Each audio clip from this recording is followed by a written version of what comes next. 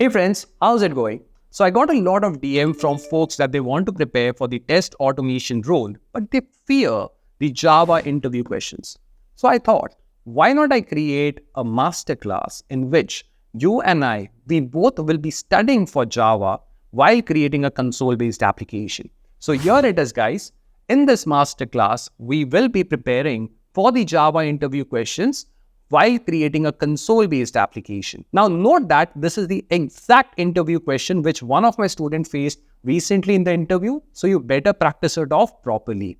And if you like the practical approach which I have taken in this particular masterclass, you should definitely check out the SDET Foundation Masterclass, which I believe we sell it for $1 or 99 rupees. And the best thing over there, guys, is we are going to build a complete test automation framework that you can showcase it during your interview, and you can also put it in your resume. Along with that, if you complete the entire course and you do the necessary steps which are there in that course, we will literally refund you that $1. Because for me, it's important that students and professionals complete course, build projects rather than just spending money here and there buying courses. All right. So if you are interested, you can check the details of that particular course in the description section of this particular video. Now, without wasting time, let's get started with this masterclass. Hey friends, welcome back to the class, and I hope you guys are doing pretty good. So in today's class, we will be solving a very important interview assignment. This particular question was asked recently to one of a student of SDET Mastery course. So I thought, why not we just solve this particular stuff and get confidence in creating the automation framework as well as writing code in Java. All right.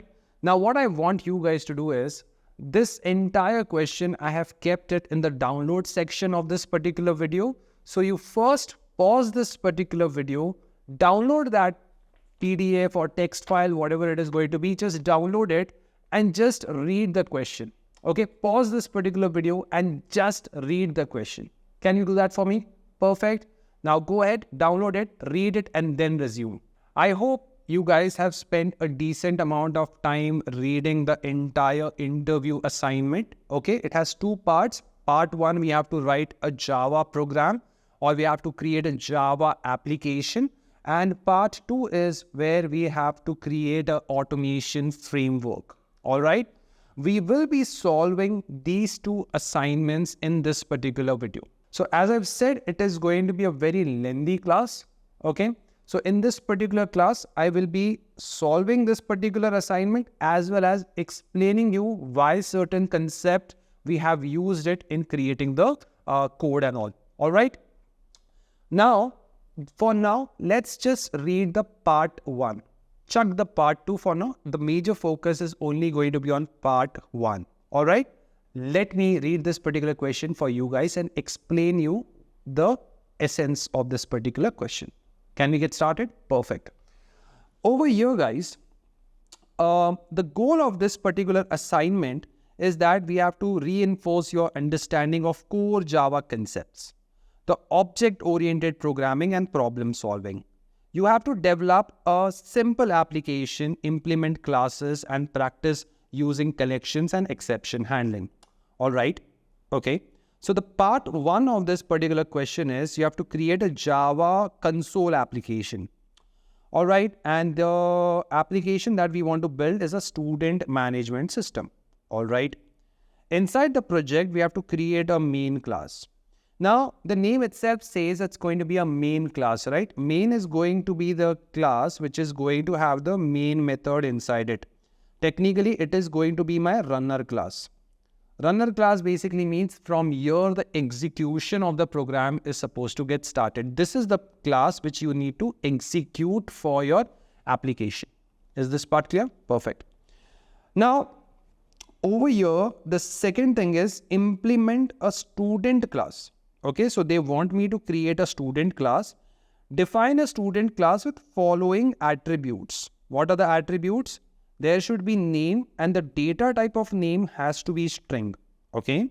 There should be age. The data type of age has to be integer. Student ID, it should be string. And your courses, it should be list of string. Makes sense. So over here, these are nothing more than my instance variable. Is this part clear? This is nothing more than my instant variables. Okay. Now, whenever you are going to create instance variable, we have seen it a lot of time in the classes that whenever you are going to create an instance variable, what will be the visibility level or what will be the visibility scope that you're going to use over here? Instance variable are always marked with what keyword? Private keyword. Okay. So they will always be marked with private keyword.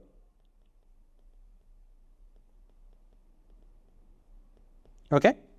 Instance variables are always going to be created inside which memory space? Inside which memory space do you create instance variable? Instance variable are always going to be created inside heap memory. Perfect.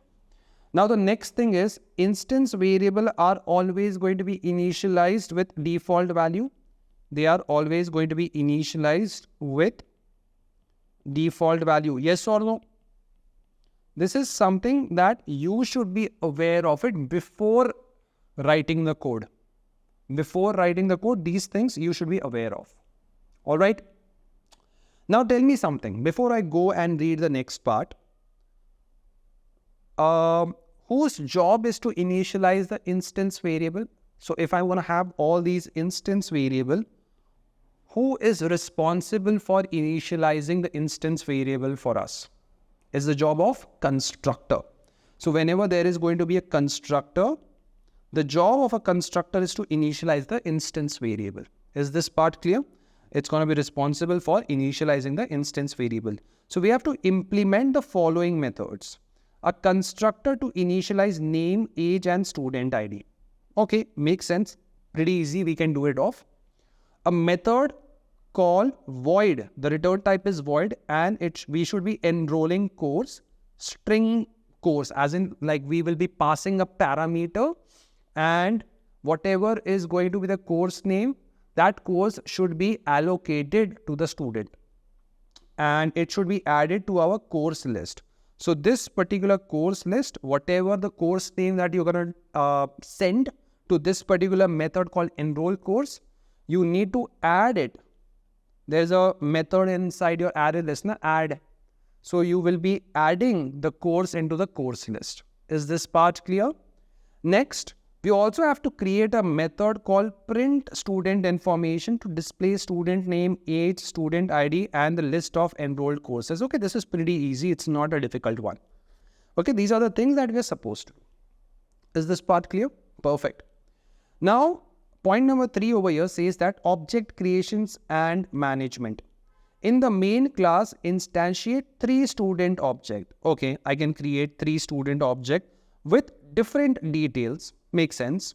Enroll each student in 2-3 different courses. Okay, perfect. We can do that. Print the detail of each student using the print student method. All right, this seems to be pretty easy part. We can do it off. All right, let's go to the next one. Acha, there's a part 2 also which talks about collection and exception handling. And then if I go to part 3, which is optional, they want us to create some kind of sorting of student by their name using collection.sort and to use comparator. All right. So let's say part 3 is going to be something which is going to be advanced. Now for part 2, they want to manage a list of student. In the main class, create a list of student to store student object, add 3 student object to the list, write a method called student find by student ID. Okay, and I should be able to search a student on the basis of their ID and return the student object. If the student is not found, we have to print or give some exception with a custom message. Okay, let's say this is also going to be something like advanced right now. Okay, let's put it like over here.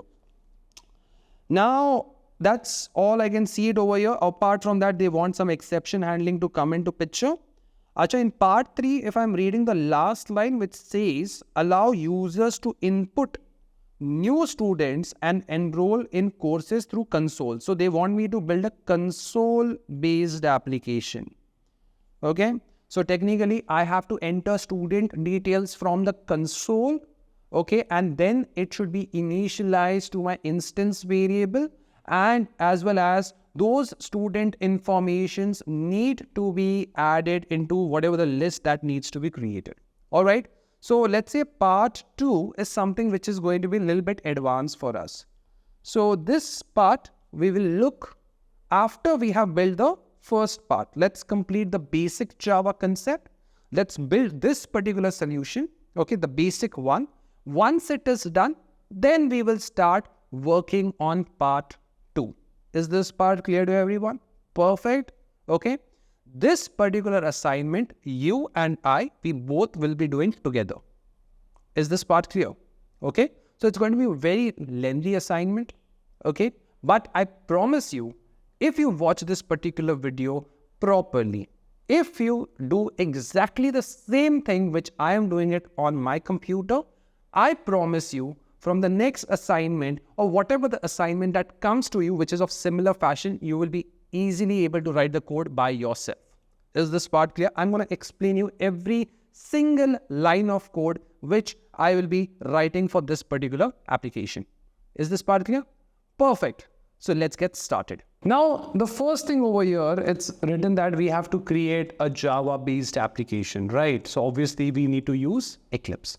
So let's quickly launch Eclipse over here, which is going to be the IDE. And let me just quickly select the workspace. Let's launch Eclipse into that workspace. Quickly, you can do it at your end also. Perfect. Let me just close these console and all the other stuff. So over here, guys, we have to create a Java console application, and the name of the project that they want is Student Management System. Student Management System.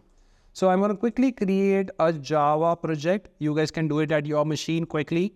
The project name over here is going to be Student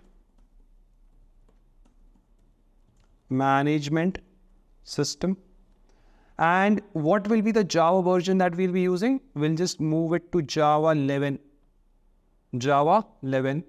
Click on Finish and we are done. Okay. Now remember, we are solving the interview assignment. So we need to make sure that we convert it into Git repository, and also there should be a README file. Is this part clear? So I'm going to quickly do two things. I'm going to right click on my project, go to team option, and I'm going to click on share project. You know how to convert Eclipse project and add a Git repository inside it, right? So I'm going to configure a Git repository in the student management project that we have created. So I'm just going to click on use or create repository in the parent folder of the project. Click over here. Then you have to click over here, select the project. Okay. And then click on create repository. When you click on create repository, it's going to create a .git folder over here. My question to you guys is, using what git command does the .git folder gets created? Quickly recall it. It's going to be the git init command, right? So I'm going to quickly create the repository and I'm going to click on finish. Okay. So if I'm just going to maximize it, you can see student management repository is created and it's technically having the branch as master. It's not committed yet.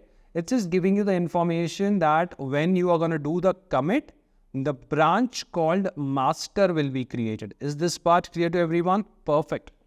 The next thing that I'm supposed to do now, okay, I'm going to create a file and I'm going to call this particular file as readme.md. Now I'm going to click on finish and we will edit this file at the end.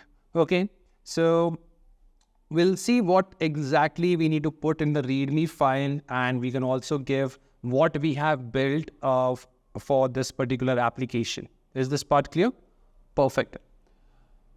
Now, over here, let's go to the src folder and delete this module info.java file. If you have created this particular file during the project creation, just make sure you delete it. Even if you keep it, it doesn't really make a difference, but I don't need it right now. Okay, so I'm just going to quickly delete it off. Okay, quickly do the same thing on your machine. Okay, perfect. I hope you guys have done it. All right, cool. Now what I'm going to do is I'm going to right click in the SRC folder and I'm going to create a package. Let's call this particular package as com.student app, something like that. Just pretty simple, takes care of the package name. All right, quickly do that part. Now, if I'm reading this particular question, the question will be in front of your screen also. It's written that you have to create a main class and the name of the main class is going to be main. Main class basically means this is going to be the class which is going to have main method inside it. Okay, so I'm going to do what? I'm going to right click in the com.student app and I'm going to create a class. Let's call this particular class as main and click on public static void main method. Then click on finish. Okay, as usual, remove the comment. Is this part clear to everyone? Now, what I want to do is I want to just print one line for now, which is going to be something like this. Put some asterisks. Just give me one moment. Yeah, my bad. Put some asterisks and my application name. Now you don't really need to count the number of stars. Just copy this and put it over here. Okay, Control Shift F to fix the formatting.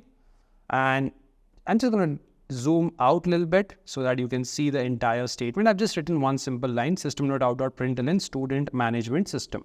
Of course, if I'm just going to right click, run as Java application, you will see ki baba, this particular line is getting printed on my console. Chalo, one thing is done. So whenever this application is going to run, the first thing what people will see is this particular stuff, which is student management system. Okay. And I can just write a little bit more fancy stuff, sysout. Okay. And put a little bit star to just make it a little bit user friendly. Welcome. Okay. And copy this, put it over here. Okay. The thing is, God lies in detailing, right? So you need to just make sure that these things are well structured and kept. All right. Now we have these two things, two lines getting printed on our console. Great. Now they are telling me that go ahead and create a class called student. Go ahead and create a class called student. So I'm going to do that. I'm going to right click over here and I'm going to create a class. And I'm going to call this particular class as student class. Okay. Let's go to the student class now. Okay. What's the thing over here? Let me just fix this window. All right. Perfect. Now guys, it's written that inside the student class, I need to define some attributes. Attributes are nothing more than your instance variable, string name, int age, student ID, and list of courses. Now understand something over here, guys. Whenever they talk about attribute creation, right? Or whenever they say that you have to create some variables inside the class. So variables which are going to be created inside the class.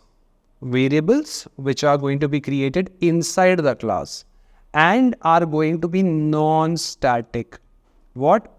Non-static. Static keyword should not be used over there.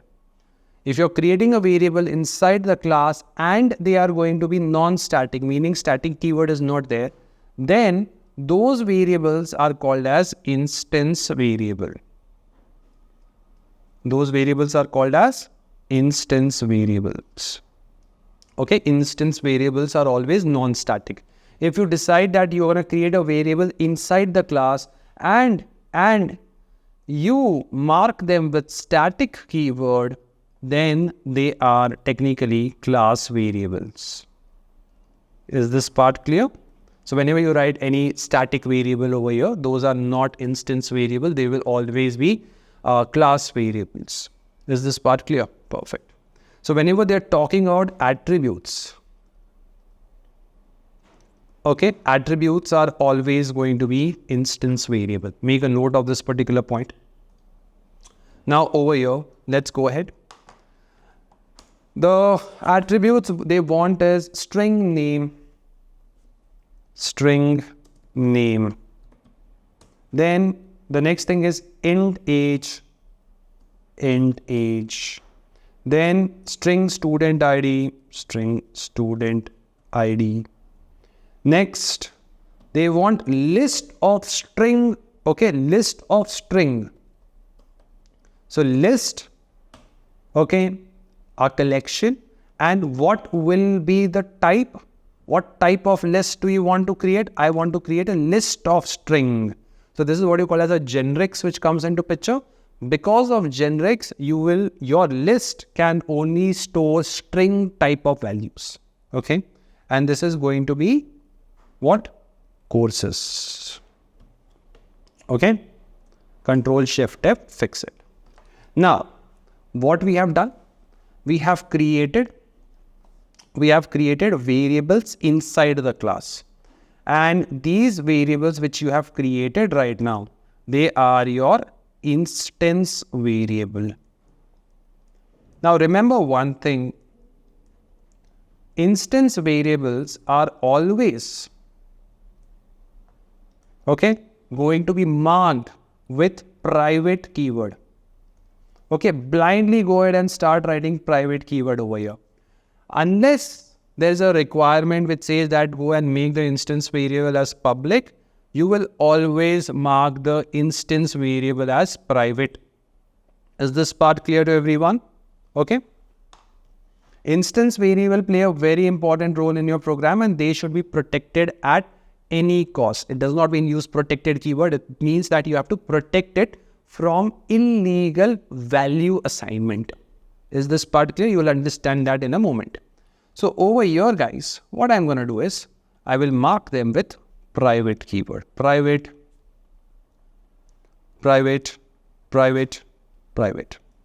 Okay. Now over here, let's cross check your knowledge. Name over here is, what is the data type of name? Data type of name is string. String is a non-primitive data type. So name becomes what? A reference variable. Okay. So over here, what is the default value of string, or what is the default value for this name variable? Null. Age ka data type is integer. Integer is a primitive data type. So what is the default value of age? Okay, or what will be the default value of integer? It's going to be 0. Again, student ID, it is string. String is a non-primitive data type. So student ID becomes a reference variable. So it's going to be null.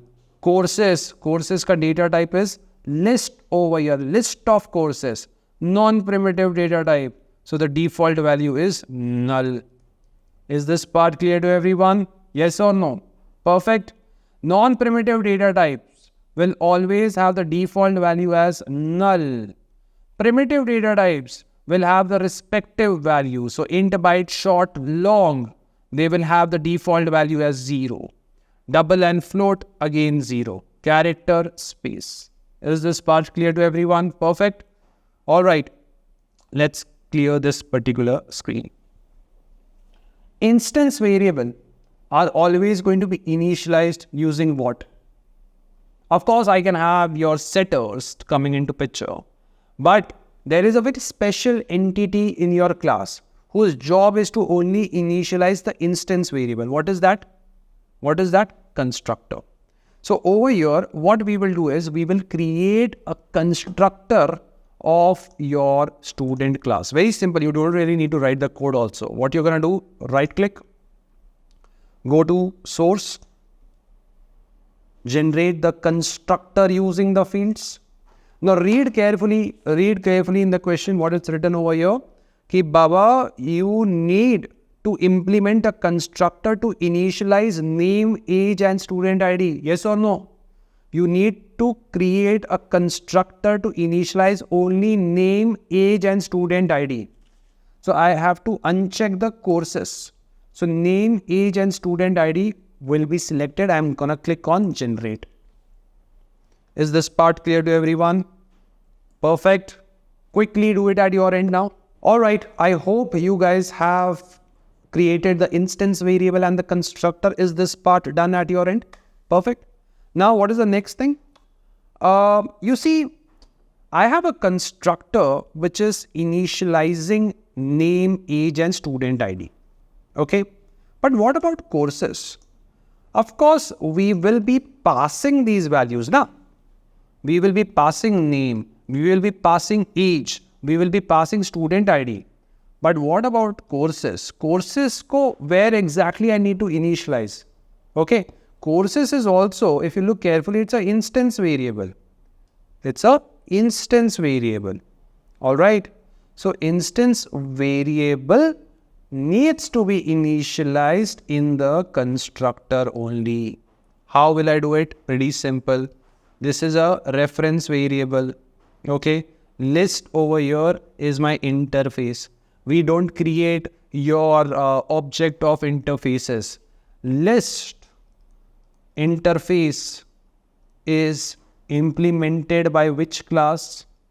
You have your array list coming into picture. Okay. So we will create an object of array list. Create an object of array list inside my student constructor. Why? Because instance variable needs to be initialized in the constructor. So if I just delete this particular drawing, what I'm going to do is, I got these three parameters and I have given it to the respective instance variable name, age and student ID. For courses, what I will do is, we will try to create the object of the class which is implementing the list interface. And over here, it is your array list. So I'm just going to write courses is equal to new array list of string. Okay. Here we are doing the initialization of courses. Is this part clear to everyone? Is this part clear to everyone? Perfect. Quickly do this particular stuff. Let me just save this particular file now. Now, the next thing what it's telling me is, Ki Baba, create a method called enroll course. And I will be passing a parameter called string course, which makes sense. So I'm going to create a method. Methods are public in nature unless we specify that it has to be private. You will see that I'll make private methods also over here. But as of now, let's make it public. So it's written over here, public void enroll course. And I will be getting what you call as a course. Okay. Now that we have this particular course, okay, which is an array list. Okay, what I'm going to do is I'm going to write course. Okay, how do you add an element inside an array list? How do you add an element inside the array list using what method? Add method. So I'm just going to put courses dot add. You see, automatically it's asking for a string argument. And this particular string argument is coming because we have used generics over here that this is a list of string. And even the array list is of string. So this array list can only store string kind of values. Is this part clear? So I'm going to say add string and automatically pass this course local variable or the argument over here. Once this is done, it's always good to print a line or print a message saying that course added successfully. Okay. Or I won't say course added. Okay. Student is enrolled to. Okay. Let's just give a little bit space plus I'll give course. Okay. Plus double quote.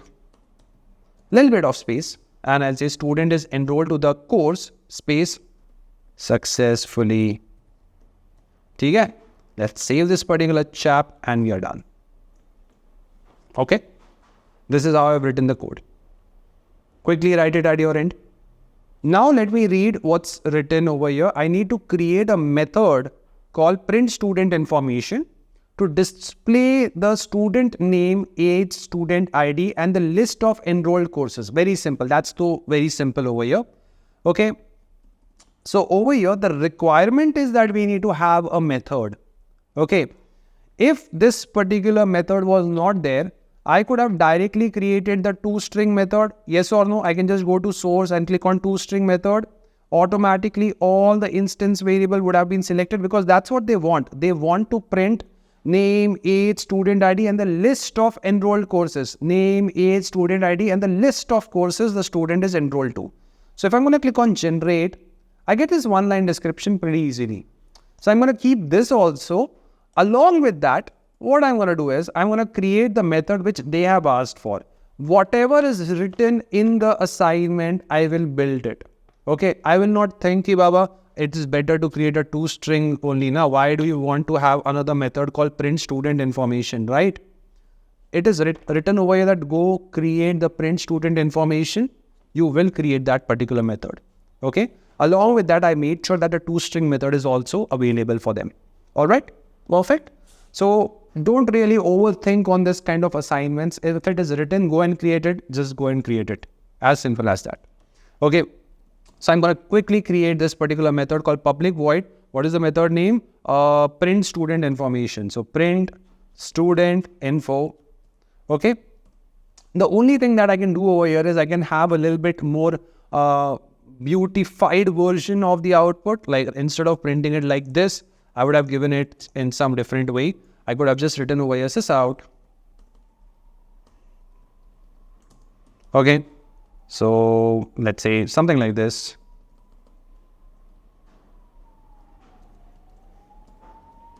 Student data.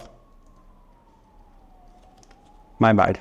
I should have just copied it and pasted it off over here. So over here, this is going to be student information. The first thing that I want to print over here is student name. So I will write over here student name plus, okay, I'll give a little bit of space over here and give over here name, I believe. Yeah. Copy this, go down, paste, paste, paste. Student age, just print age. Then I'm going to have student ID. Okay. I'm just going to print over here ID. And then we have courses. I would have written over here enrolled for. Okay. And I can just write over here courses. Done. Dusted. Okay. This is the entire class as of now, what is required in the first part. Okay. Okay, this is the first draft. There will be a little bit changes coming into picture, which I'll build once I run the particular program. But this is what is required over here and written over here. Okay, so point number 1 and point number 2 is done. Okay, quickly do it at your end also if you have not done it. Quickly do that part. Now guys, point number 3, object creation and management. In the main class, instantiate 3 objects. So I need to go to the main class and over here I need to create 3 objects, each with different details. So let's create one object. Okay, let's do the first thing over here. Over here, let me just zoom in for you guys. Okay, let's do it together. I have to create an object of student class. Now let's write over here student S1. Okay, student S1. My question to you guys over here is, where's my pen? Yeah. My question to you guys over here is S1 an object? Is S1 an object? The answer is no, this is not an object. This is a reference variable. Reference variable store what? It stores the unique identification, or what you call as hash code of the object created in heap memory. Is this part clear to everyone? Perfect. So what is the object?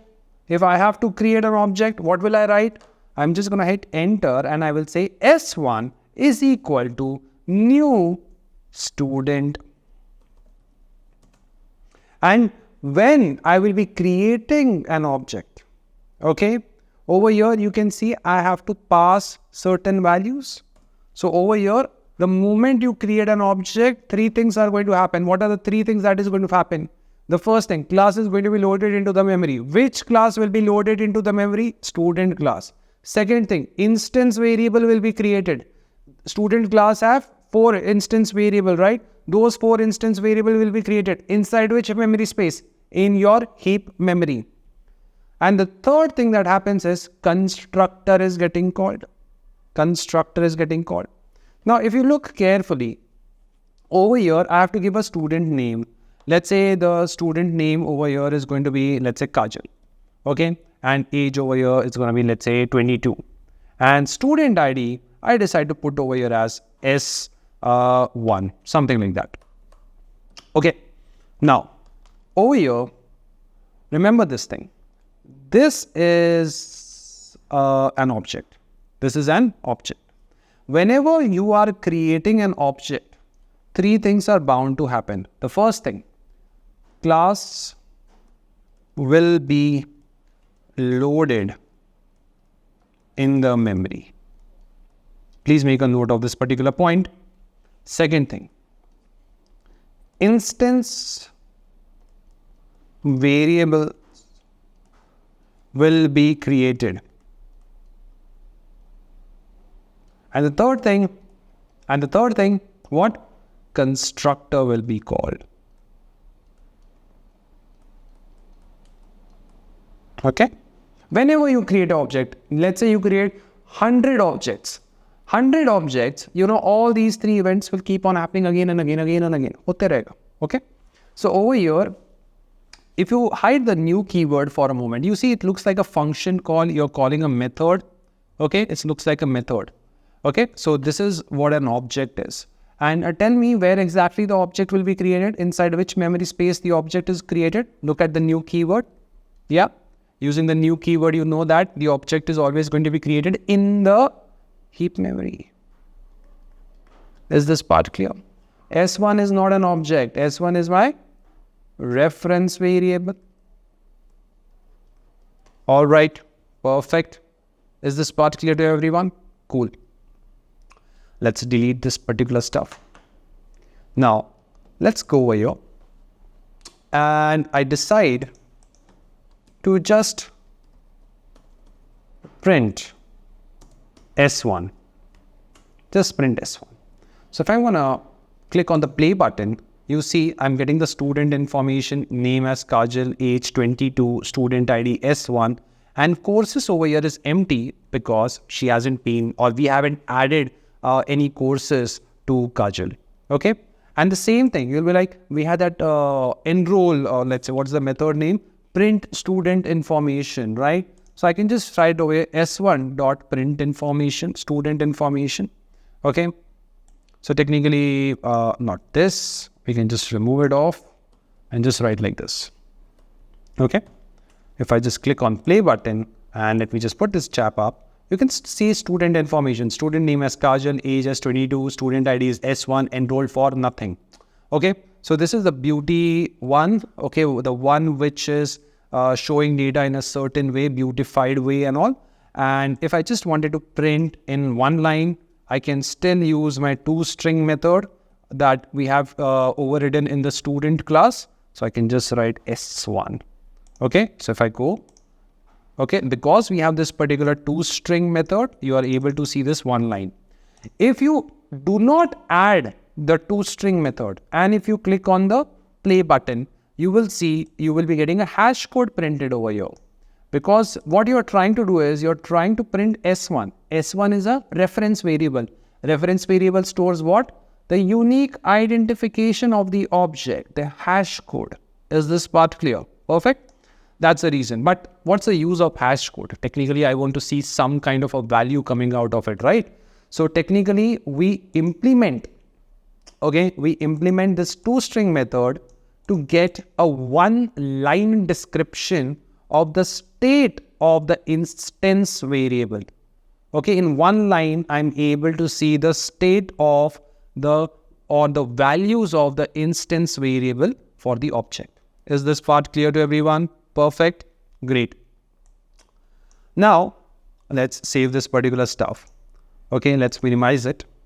I'll continue, but what we're going to do first is we are going to try to understand the execution of this particular program. Okay, of course, we are solving this particular assignment. Yes, that is happening. But what is more important over here is that you understand how this program works. Are you getting the point? We are trying to learn Java. We are trying to revise the concept of Java by solving interview questions. Is this part clear? Perfect.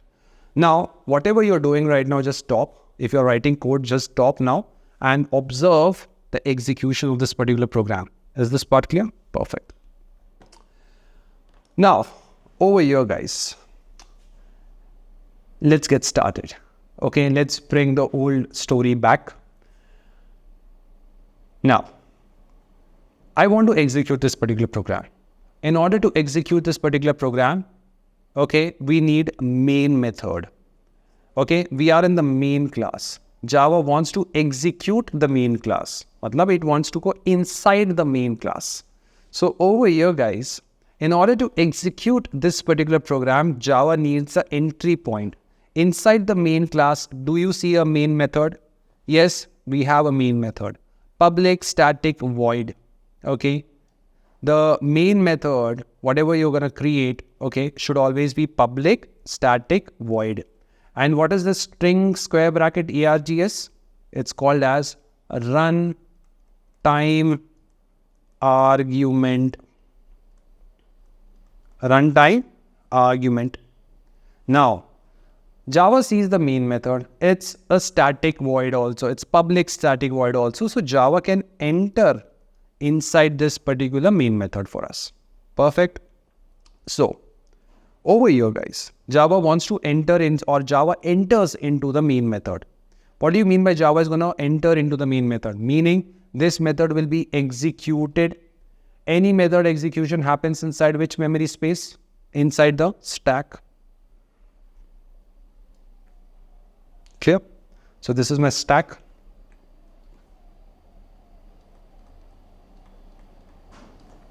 Perfect. Java is inside the main method. So main method will be dash. Whenever I want to put anything inside the stack, which method we use?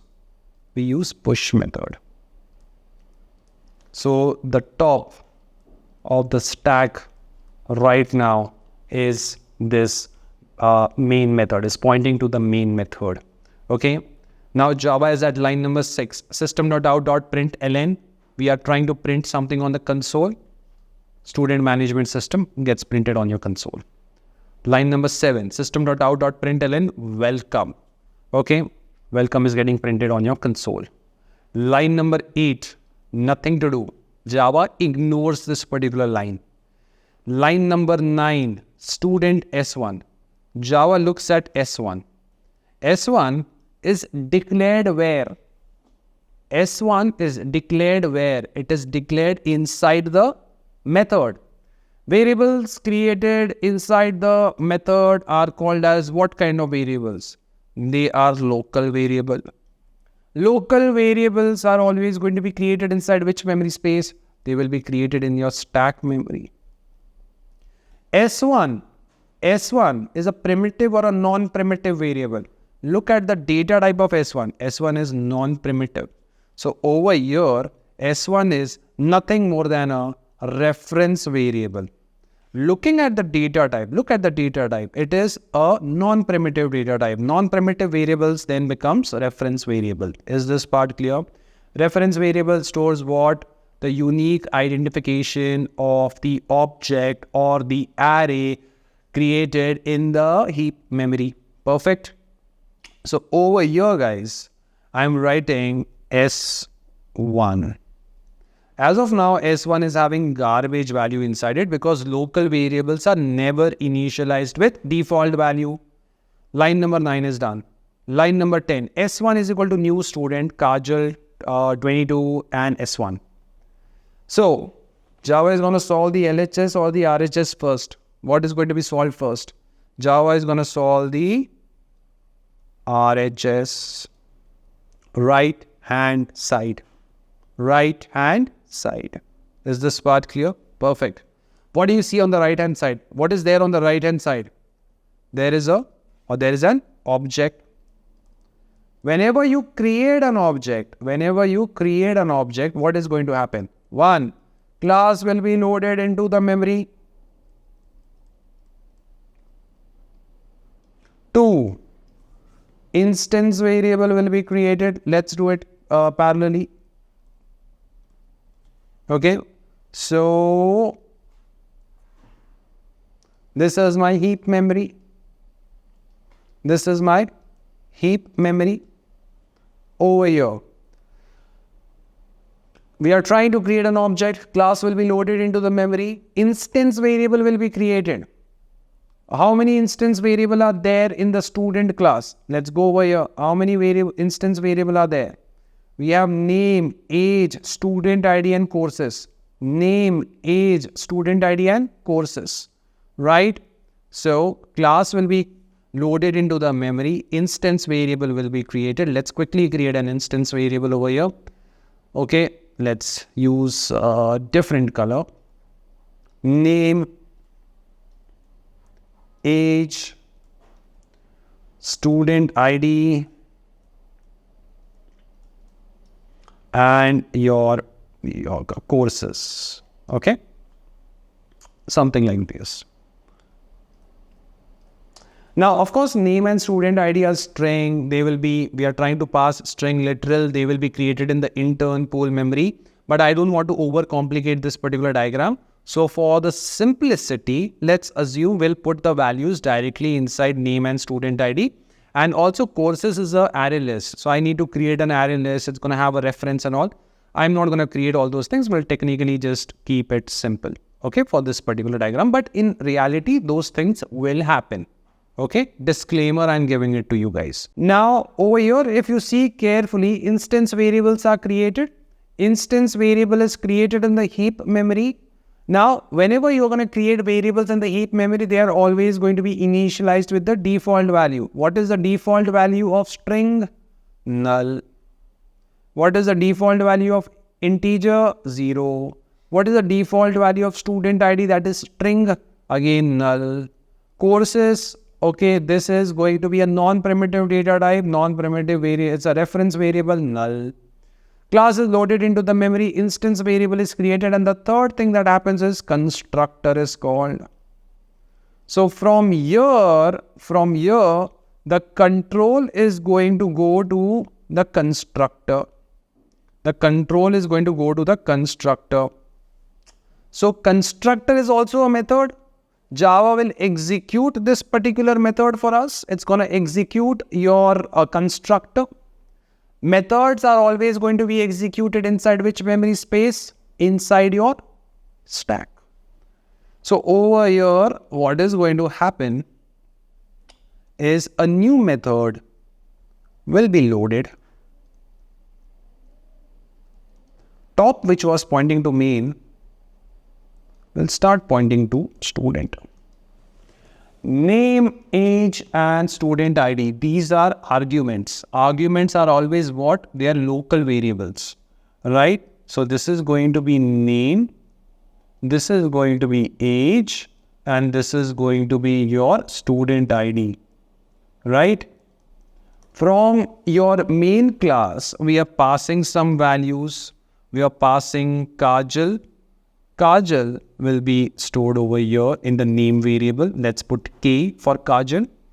Age is 22. 22 will be stored over here. And student ID, which is S1, okay, which will be passed over here. Is this part clear? Now, once the local variables are initialized with the respective values, Java will go inside the constructor and execute these statements. Now, as of now, we don't have any specific parent class. So this super keyword is always used to call what? It is used to call the parent class constructor. Make a note of this particular point. Super keyword is used to call the parent class constructor. Okay. If I ask you, who is the parent of student? Who is the parent of student? You'll be like, Arey, but Jatin, you have not written over here extends something. I don't have to write it. If you do not specify any parent over here, okay, the implicit parent, or what we call as superclass of all the classes, is going to be object. So you see this super keyword, this super is basically calling the object class ka constructor. It's an empty constructor, nothing to worry about as such. Okay. So over here, Java is going to do this, then it's going to go to line number 15. This dot name equal to name, this dot age is equal to age, this dot student ID equal to student ID, and then we have courses equal to new array list of string. Let's focus on these three lines. Okay, what is the purpose of this keyword? What is the purpose of this keyword? Let me ask you this particular question. If someone asks you in an interview, what is the purpose of this keyword in Java? You see, I have a local variable which is created inside my stack. And then I have some instance variable which are created in the heap memory. And if you notice carefully, they both have same name. Here also you see name, here also you see name, here also you see age, here also you see age, here is also student ID, this is also student ID. So the purpose of this keyword is used to differentiate local variable with instance variable when they have same name. I repeat, the purpose of this keyword is used to differentiate local variable with instance variable when they have same name.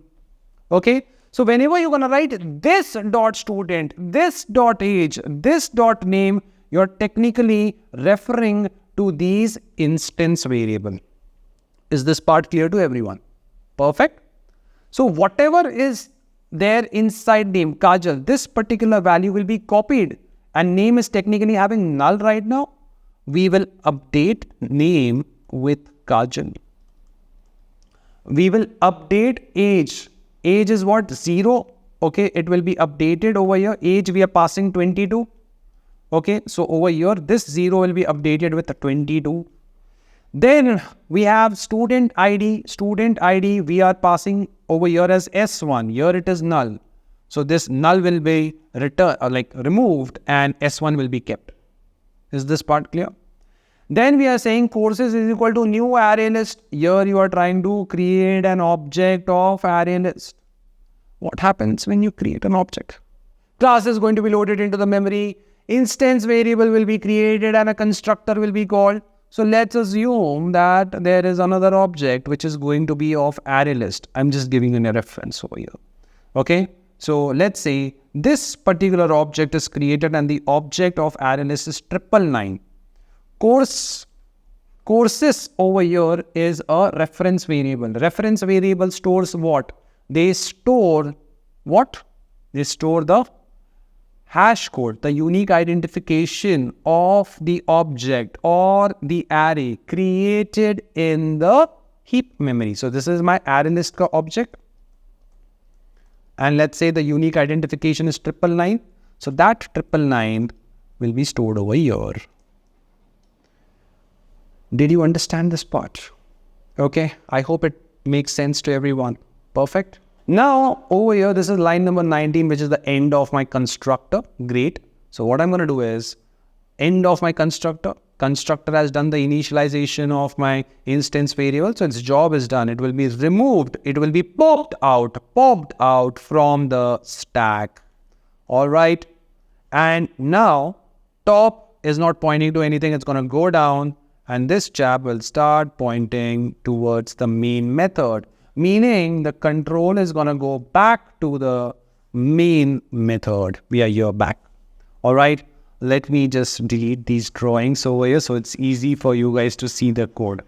All right. Now, once the object is created, let's assume that this particular object has a unique identification or the hash code 777. So S1, which is my reference for this particular object, it is going to point to this.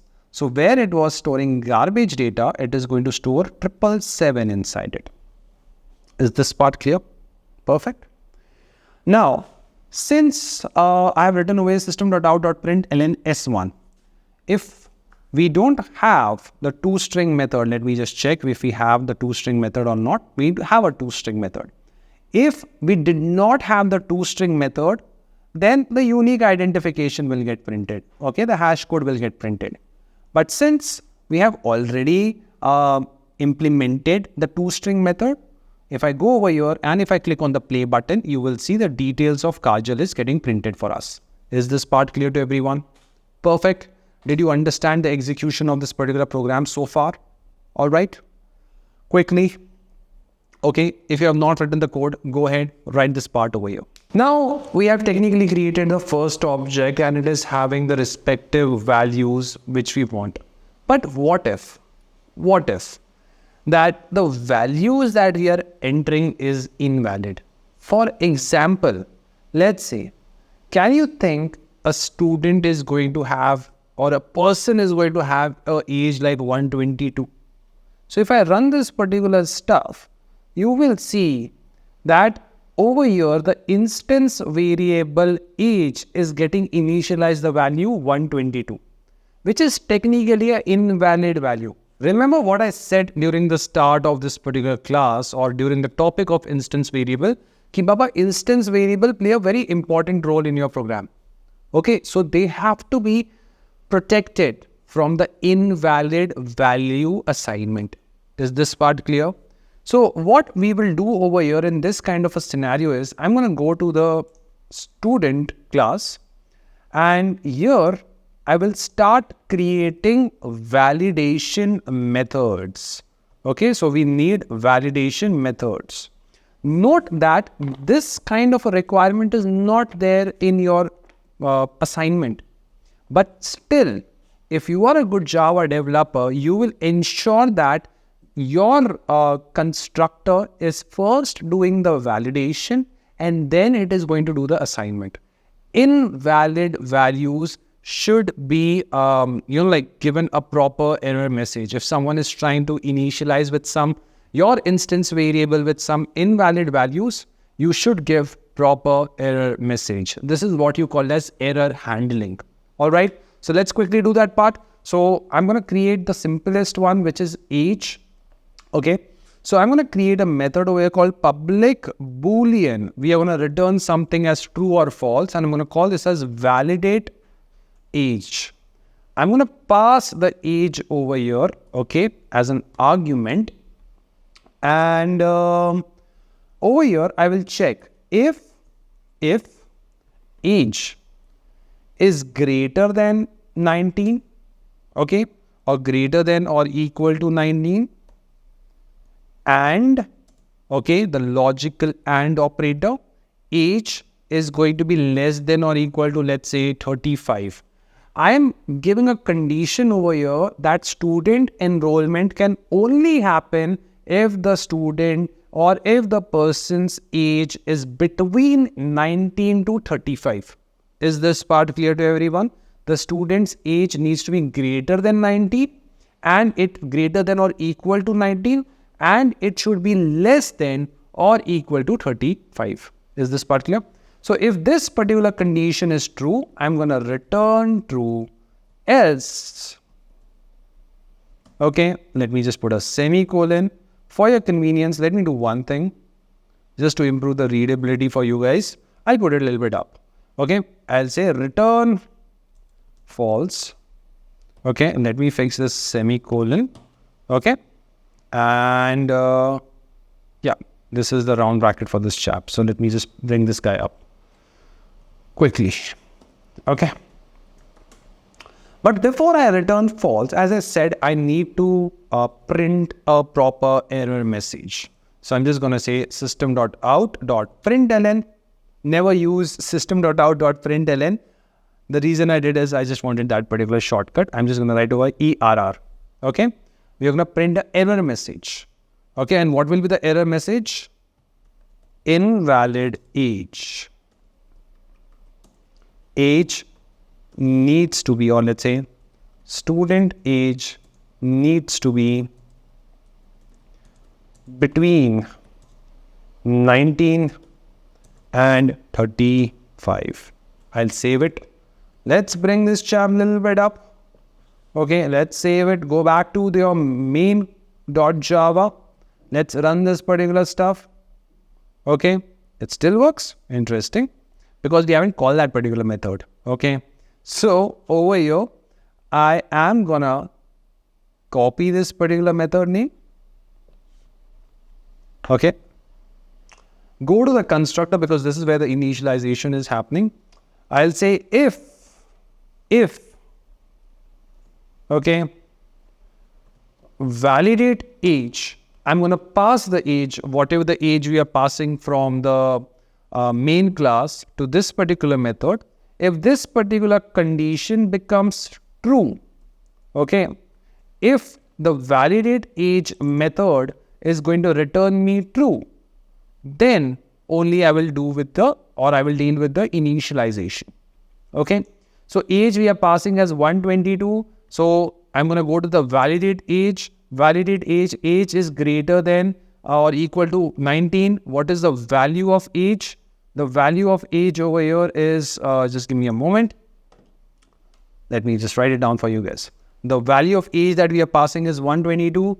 122 is greater than or equal to 19. Yes, this condition is true. And age is going to be less than or equal to 35. 122 is not less than or equal to 35. We are using a AND. Both the condition needs to be true. Only then it is going to return me true. Else, it is going to go in the else block. It's going to print this particular error message and it's going to return false. So I should see an error message over here. And once this particular error message is printed, and we will be returning false over here. If false, if this particular stuff is false, if the condition becomes false, Java will not do any of these initialization. If this initialization is not going to happen, name is going to have the value null inside it, age is going to have the value 0 inside it, and student ID is going to be none. Is this part clear? Courses as usual will be empty. Okay, so let's save it and run it, and voila. Invalid age, student age needs to be between 19 and 35, student name equal to null, age is 0, student ID equal to null, and courses is null. Is this part clear to everyone? Perfect. Write it down by yourself. Okay, for your reference, I will just keep this particular chap a little bit open for you guys. Okay, this is my validation method. The first validation that we have done, we have validated whether the age is between the range that we want for the student to register. Okay, quickly write it by yourself.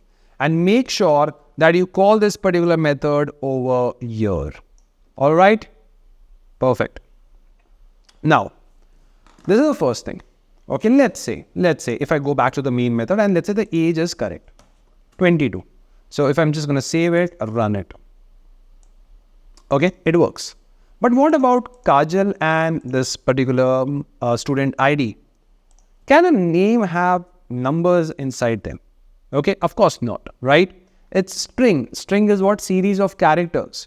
Over here, syntactically everything is correct because you have written everything in double quote. I can put series of alphabets. I can have series of numbers. I can have even special characters coming into picture. And if I'm going to run this particular program, you will see that the name is getting initialized with the respective, I would say, invalid value over here. Because name cannot have special character. Name cannot have numbers, right? It cannot have. Similarly, for the student ID also, there is a way student ID gets created. No? There is a way student ID gets created. So let's say if the student ID is S1, S2, S3, I accept it. But what about if someone enters something like this? Is it going to be a valid data or an invalid data? It's going to be invalid data which is coming into picture. So for most of your instance variable, you need to do validation check. Make a note of this particular point. If you are going to have instance variable, make sure that you do validation checks. Okay.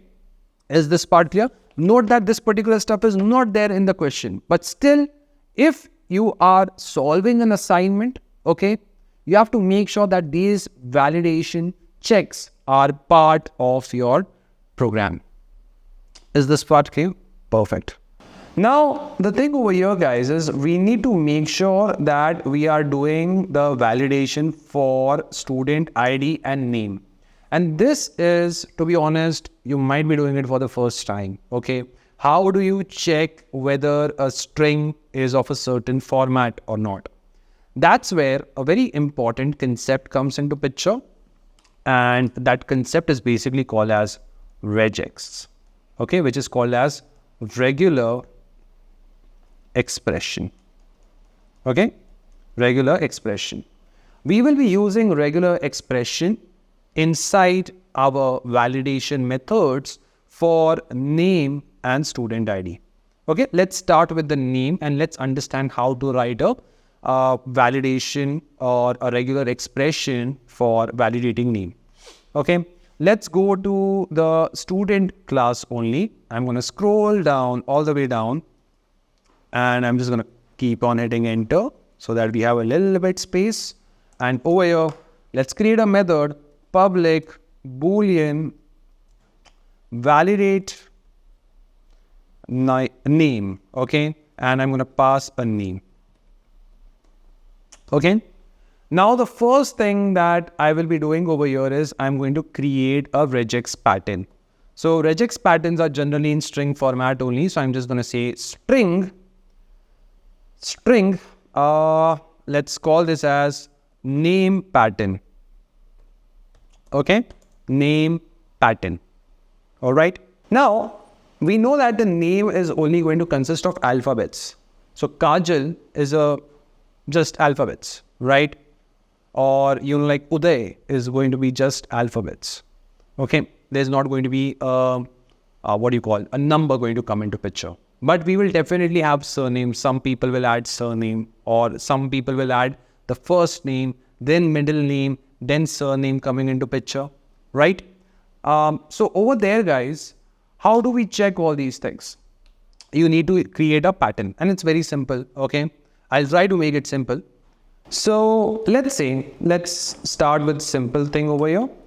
I can say the name is going to be Kajal. Everything is in lowercase.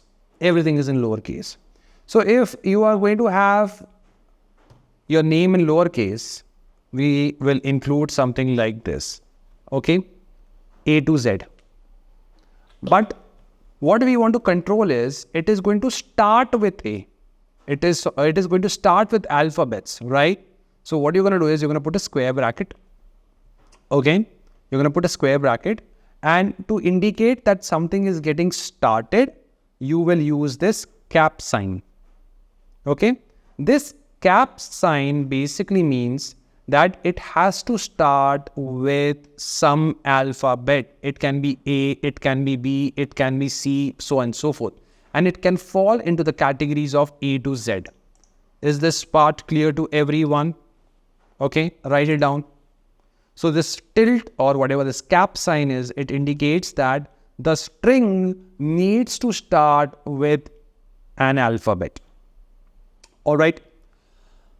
Now, over here, guys, suppose the name was coming as Kajal or Kajal or Kajal, whatever. Okay.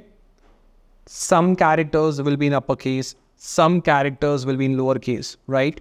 It can start with uppercase, it can start with lowercase, it can start with a lowercase and end with an uppercase, just giving you an idea, right?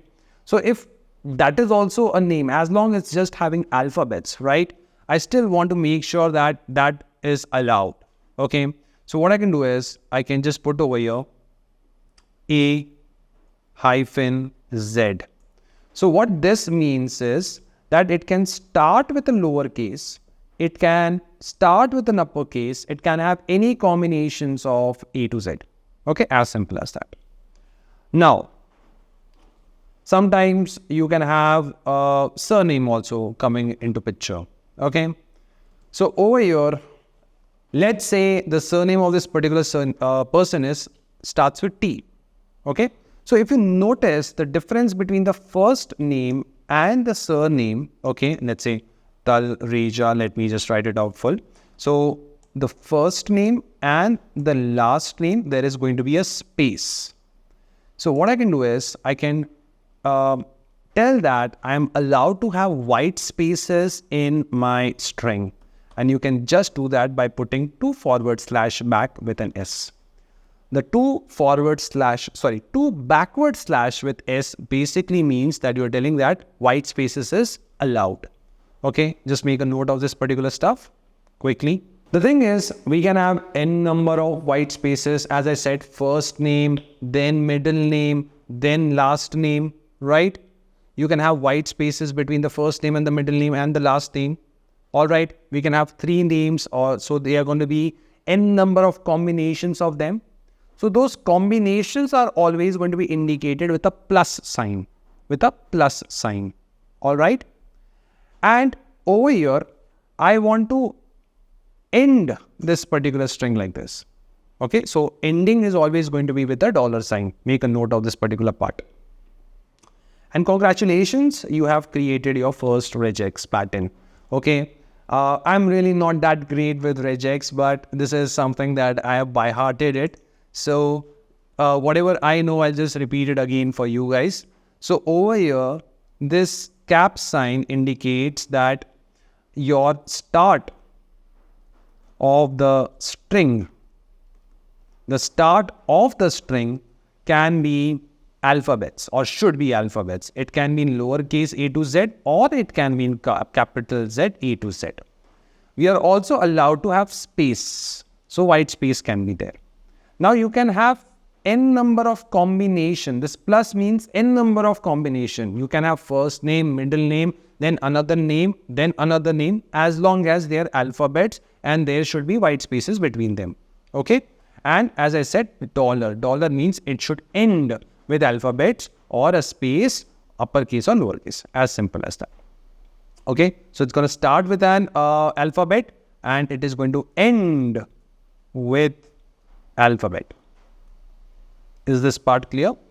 This is the name pattern or a name regex that we have created. Okay. Over here, let's go over here. Let's rename it to a different variable. I'm not going to call this as name, but I'm going to call this as name regex because that's what we have created. We have created a name regex. Okay. Now, the next thing that comes into picture is we are going to use a class in Java which is called as this pattern class. Okay, which belongs to java.util-regex. You have to really focus on this part. I'm pretty sure most of you guys are doing it for the first time. So observe it how I'm doing it. Okay. Pattern. Okay. This class belongs to java.util.regex. Okay. It consists of a method which is called as compile method. And you need to pass a regex pattern over here. We have already created that name regex. Bring your cursor to compile method.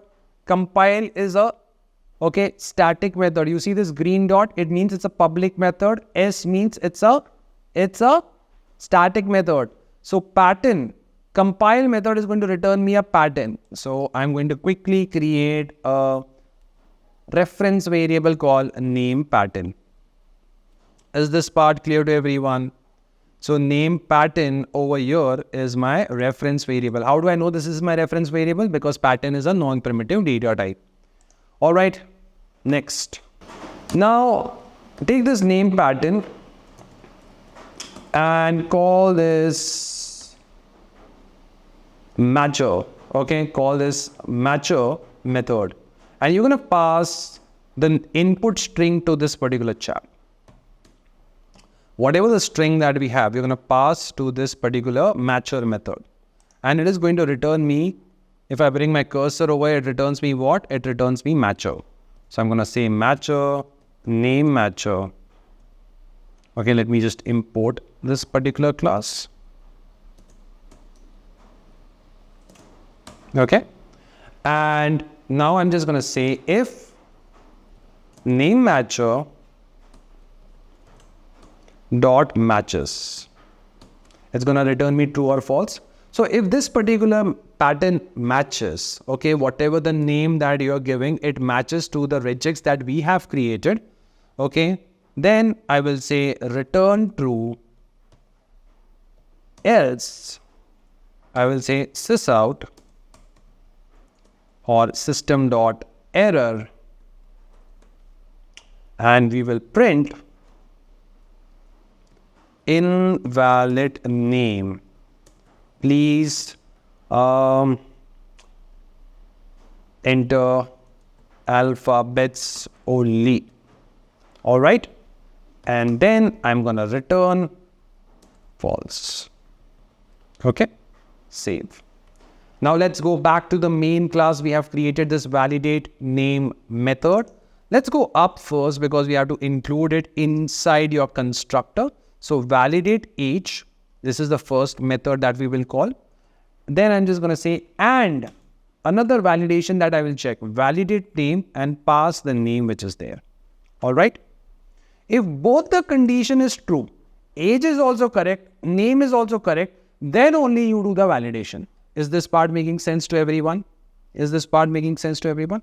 Perfect. Let's save this particular stuff. Let's go to the main, right click, okay, run as Java application, and you see I'm getting an error saying that invalid name, please enter alphabets only. Let's fix this particular chap. So let's say Kajal. Let's save this. It works. Let's say I give a space and I write over here Talreja. Okay. And if I run this particular stuff, it works. Now I say 1, 2, 3, 4 or whatever the numbers I enter over here, it fails. So we have included a validation check ki baba name should only have alphabets. Is this part clear to everyone? Perfect. Now I think most of you guys might have got an idea how exactly regex work. But if you have not got the clarity on this particular topic, don't worry, we have to also deal with student ID. Now let's remove this particular stuff for a moment so we can just quickly cross check ki baba whether it is working correctly or not. Yeah. So name is still correct. We are able to enter only alphabets. Okay, age is also validated. Now we have student ID to handle with. Okay, let's say that the student ID has to be something in the format of S-1, S-12, 123. Okay, but there should be S- and then we should have some number coming into picture. Is this part clear? So it's a very simple thing to do. A very simple thing to do over here. Okay, don't worry. So over here, we know that it is the job of a regex. So we are going to go to the student, and one simple way that we know that we are going to create validation methods, right? From line number 17 only, right? What you do is you introduce again another ampersand or the logical AND operator and say validate student ID. Do it along with me now. Student ID. Now, of course, we don't have this particular method, but Eclipse is going to give you a suggestion. If I bring my cursor over here, the suggestion is to create this method. Done. It has created this method structure over here. Let's delete this particular stuff and let's start to do it together. So the first thing that I will do is I'm going to create a regex pattern. So I'm going to call this particular stuff as student ID regex. Okay. Let's fix this particular local variable name. It's auto-generated, right? But I still like to have it student ID. Okay. And the thing is, what is the valid student ID? S hyphen, okay, 123, something like that. So what I'm going to do is my pattern is going to look something like this. It should start with S. Okay. There should be a hyphen and there should be digits. So what you can do is you can put square bracket 0 to 9. This is one way you can do that. It should start with S, then there should be a hyphen, and then it should have 0 to 9. and just put a plus over here. The plus means it can have any combinations. Okay, 100. Okay, 001. It's still allowed. Okay, write it down. Write it down by yourself. But I also want to make sure that it ends with a number. So you can put a $sign. You can put a $sign. Is this part? It should end with a number for sure. Now, if you don't want to put this square bracket 0-9, what you can do is you can just put 2 backward slash and put a lowercase d. D matlab, or D means digit. Okay, so 0 to 9 digits. Is this part clear? So this is going to be my regex for validating the student ID, whether it falls into this particular format or not. Then what is the next thing that we are supposed to do? We are supposed to create a pattern. So what you're going to do is, you are going to use which class? You're going to use the pattern class. Okay, don't mug up. Pattern class is going to come into picture. Pattern class has a method which is called as compile, pass the student ID regex. What does compile method returns you? Don't by heart, don't mug up. Bring your cursor to the compile method. Okay, bring your cursor to the compile method. You see, your compile method is a public static method, and the return type is the first thing which you see after the green dot, which is pattern. So it's going to give me a pattern or type of a return, okay, or pattern type of a data. So I'm going to call this as student ID pattern. Write it down by yourself. Perfect. Now what you're going to do is you're going to use the student pattern dot matches, okay, or matchers, and pass the student ID over here. Matchers returns you what? It returns me, okay, a matcher. So I'm just going to store it inside a variable matcher. And I'm just going to say student ID matcher. Okay. And then what we will do, we will check if student ID matcher dot matches. If that particular pattern matches, okay, we will return true. Else, I will do a system.out.println. We are not going to do out. We are going to say error. And I will say invalid student ID. Use the format S hyphen, okay, some number 1, 2, 3. Okay, let's something like this. Okay, example. Something like that. A proper error message, something that people can really understand. Now, let's go back over here. Okay, back to the main class, save it. And just to cross-check the constructor, you see we have 3 validations coming into picture. We are validating age. Okay, we are validating age. We are validating name. We are validating the student ID. Everything is getting validated, and only then the initialization is going to happen. If I go back over here, save it, run it, ta-da, it fails. Okay, but let's say if I write S1, will it work? Will it work? Will it work for S1? Let's quickly cross check. No, it doesn't work. But if I write S-1, what is going to happen? Let's check. It works. Okay, S2 or 21, it will work. Are you getting the point? All right. So this is all about the point number 3, which said object creation and management. So in the main class, instantiate 3 objects. So I have created 1 object as of now for Kajal's object. And over here, you need to make sure that you enroll each student in 2-3 different courses. Let's do that part now. We have to do the student enrollment.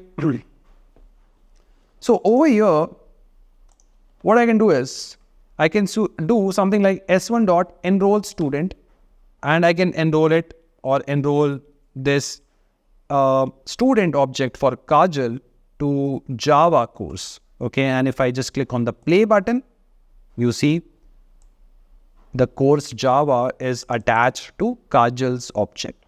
And over here, let's keep on doing it multiple times. What happens?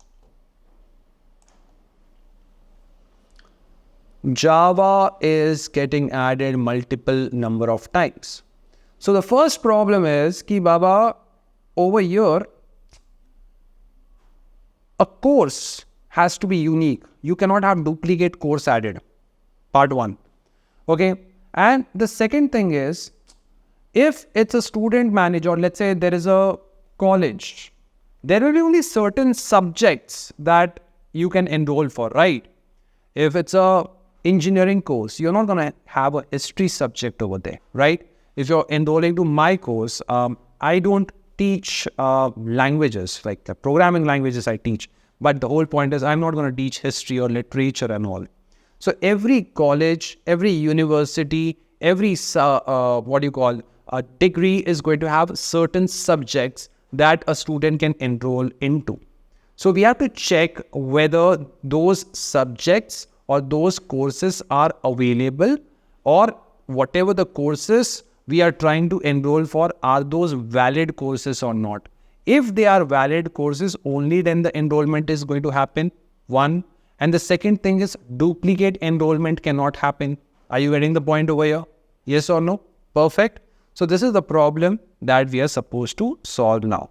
Okay. So over here, guys, I hope you're getting the idea, right? It's not just about writing the code. It's about thinking about where can my program go wrong. Okay. You have to start having a negative programming attitude. Now I see that my code is correct, because for enroll course, all I have done is I have added the course into my course list. But the problem that comes into picture is that since array list can have duplicate values, if I keep on adding the same course again and again, it will get added into the object state or the objects list, course list over there. So that is something that needs to be taken care of. All right. So we'll solve that particular problem now. Now, the first thing that we will do is we will try to handle these duplicate values, which is very simple. The thing is, what I want to do is, if you look carefully, the enroll course is going to add whatever the course that we have into our array list, right? So whatever will be the course that I will be passing, let's say I'm passing Java. Java is going to be passed to this particular argument, and we will be adding it inside our array list. So the first thing that what you do is you check whether the particular course is already present in the array list or not. So over here, what I will do is I'm going to create a conditional statement. If courses dot contains the course, okay, then I'm going to just print a error message, system.out.println. I'm going to give a error message. Okay. Student is already enrolled to the course. Okay. And plus, I'm just going to attach the course name. Okay. Else, we are going to add the user or add the course to this particular student. So if I go back to the main method and save it and I decide to run it, you will see now, no matter how many times I try to add Java to this Kajal's object, Java will be added only once. Is this part clear to everyone? Let's go to this particular student class and observe this particular enroll course method, which we have just modified. Okay. Now look carefully. We can really optimize it because we have to still optimize it a little bit. What I have done is, before enrolling any particular course to the student, so from the main class, I am passing Java to this particular method. So what we have written the logic over here is, first I will check whether it is present inside my array list and make a note of this particular method. Ki baba contains method is used to check if a certain object is part of array list. Okay, that is what it is going to do for us. So it is basically used to check if a certain object is part of your array list. We are passing Java. Java is string. String is a non-primitive data type. String is a class. Who is the parent of string? Somewhere down the lane, if any class you are creating, the super class is going to be the object class. Yes or no? So over here, guys, we are checking whether this particular Java's, whatever we are passing, the Java string we are passing, is it present in the array list or not? If it is not present, if courses.contains returns me false, then I will be adding it into my course array list and I'm going to print the message student is enrolled to the course. Else, I'm going to give this particular error message. Meaning if you're trying to add a course again and again to the same student, okay, you will be getting an error message saying that student is already enrolled to the course Java. Okay. We can a little bit optimize it because it's always good to have the positive statement or the positive expressions discussed first. So over here, if the course list does not contain the course which we want, so I want to introduce a not, then we will try to do this. Rather than putting in the else block, I'll try to put it in the if block. So let's delete this particular stuff and I'll just make a few small tweaks. So over here, instead of checking whether the course is present in the course list, okay, I will check if the course is not present in the course list. So I'm going to put a not. Since it is not there, I will first add it. So this part I'll want to put it over here. If it is already present, meaning the course list already has the course, okay, so this particular stuff is going to be true. True ka not is false. It's going to go to the else block and it's going to print this message for us. System.out.println student is already enrolled in the course. So I've just made a small change in the if else statement. Okay, we have just introduced the not. This is a very important part. Okay, and always make a note of this particular stuff. This is very important. See, the thing is, array listener is non-idempotent in nature. Make a note of this particular point. Array list is non-idempotent in nature. Non-idempotent basically means that Baba, in your array list, in your array, you can have duplicate values, duplicate elements. Okay, so here you see I was trying to add multiple values. No? So over here we are trying, if you ever add duplicate elements and you want to make sure that no, I don't want to have duplicate elements.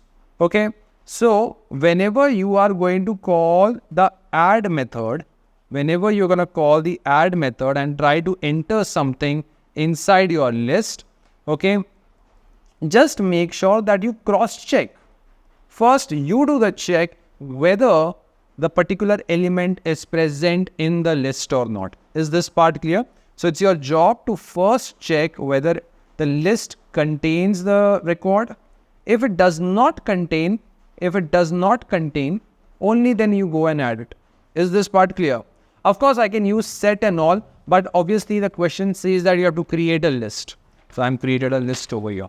Make a note of this particular point. Okay, write this code by yourself quickly. Okay, pause this particular video, write the code by yourself, execute the program and see if you're getting the same output what I got at my screen.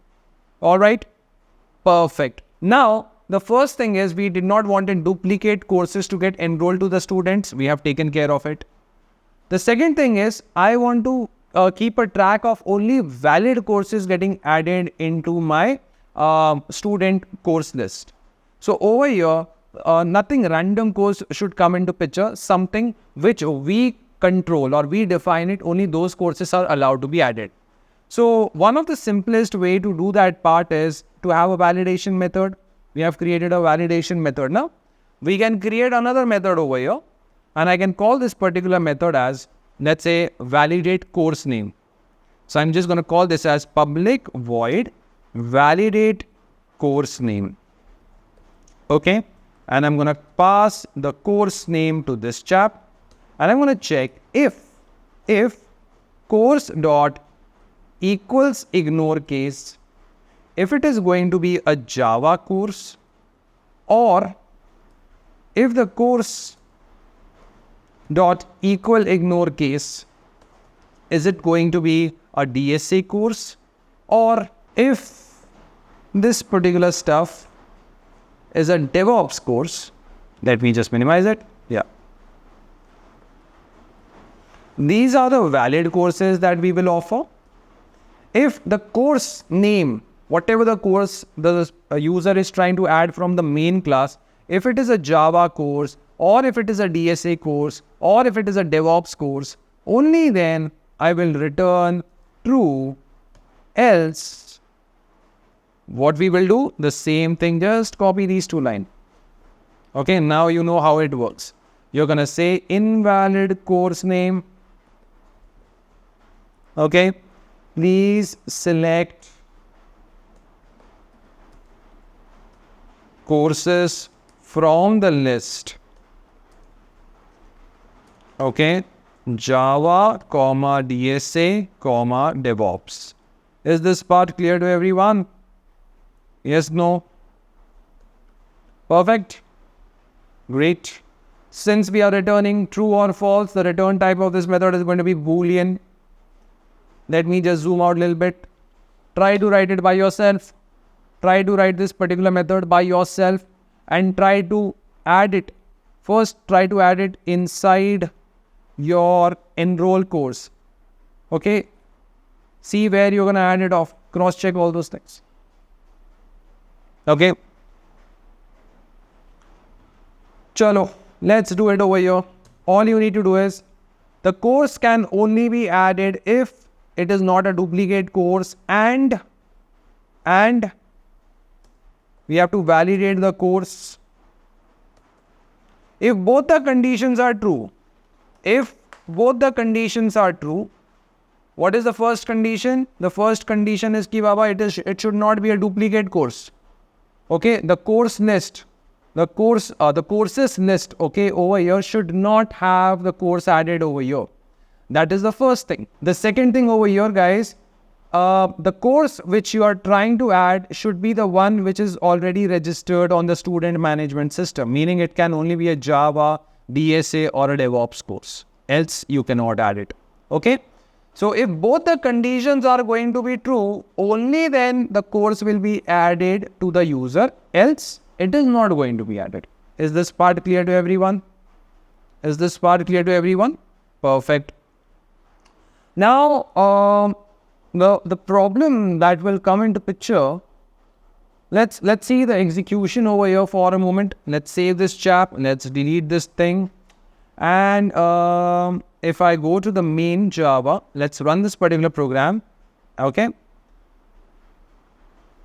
So you see, student is enrolled to the Java course successfully. That is the message which is correct.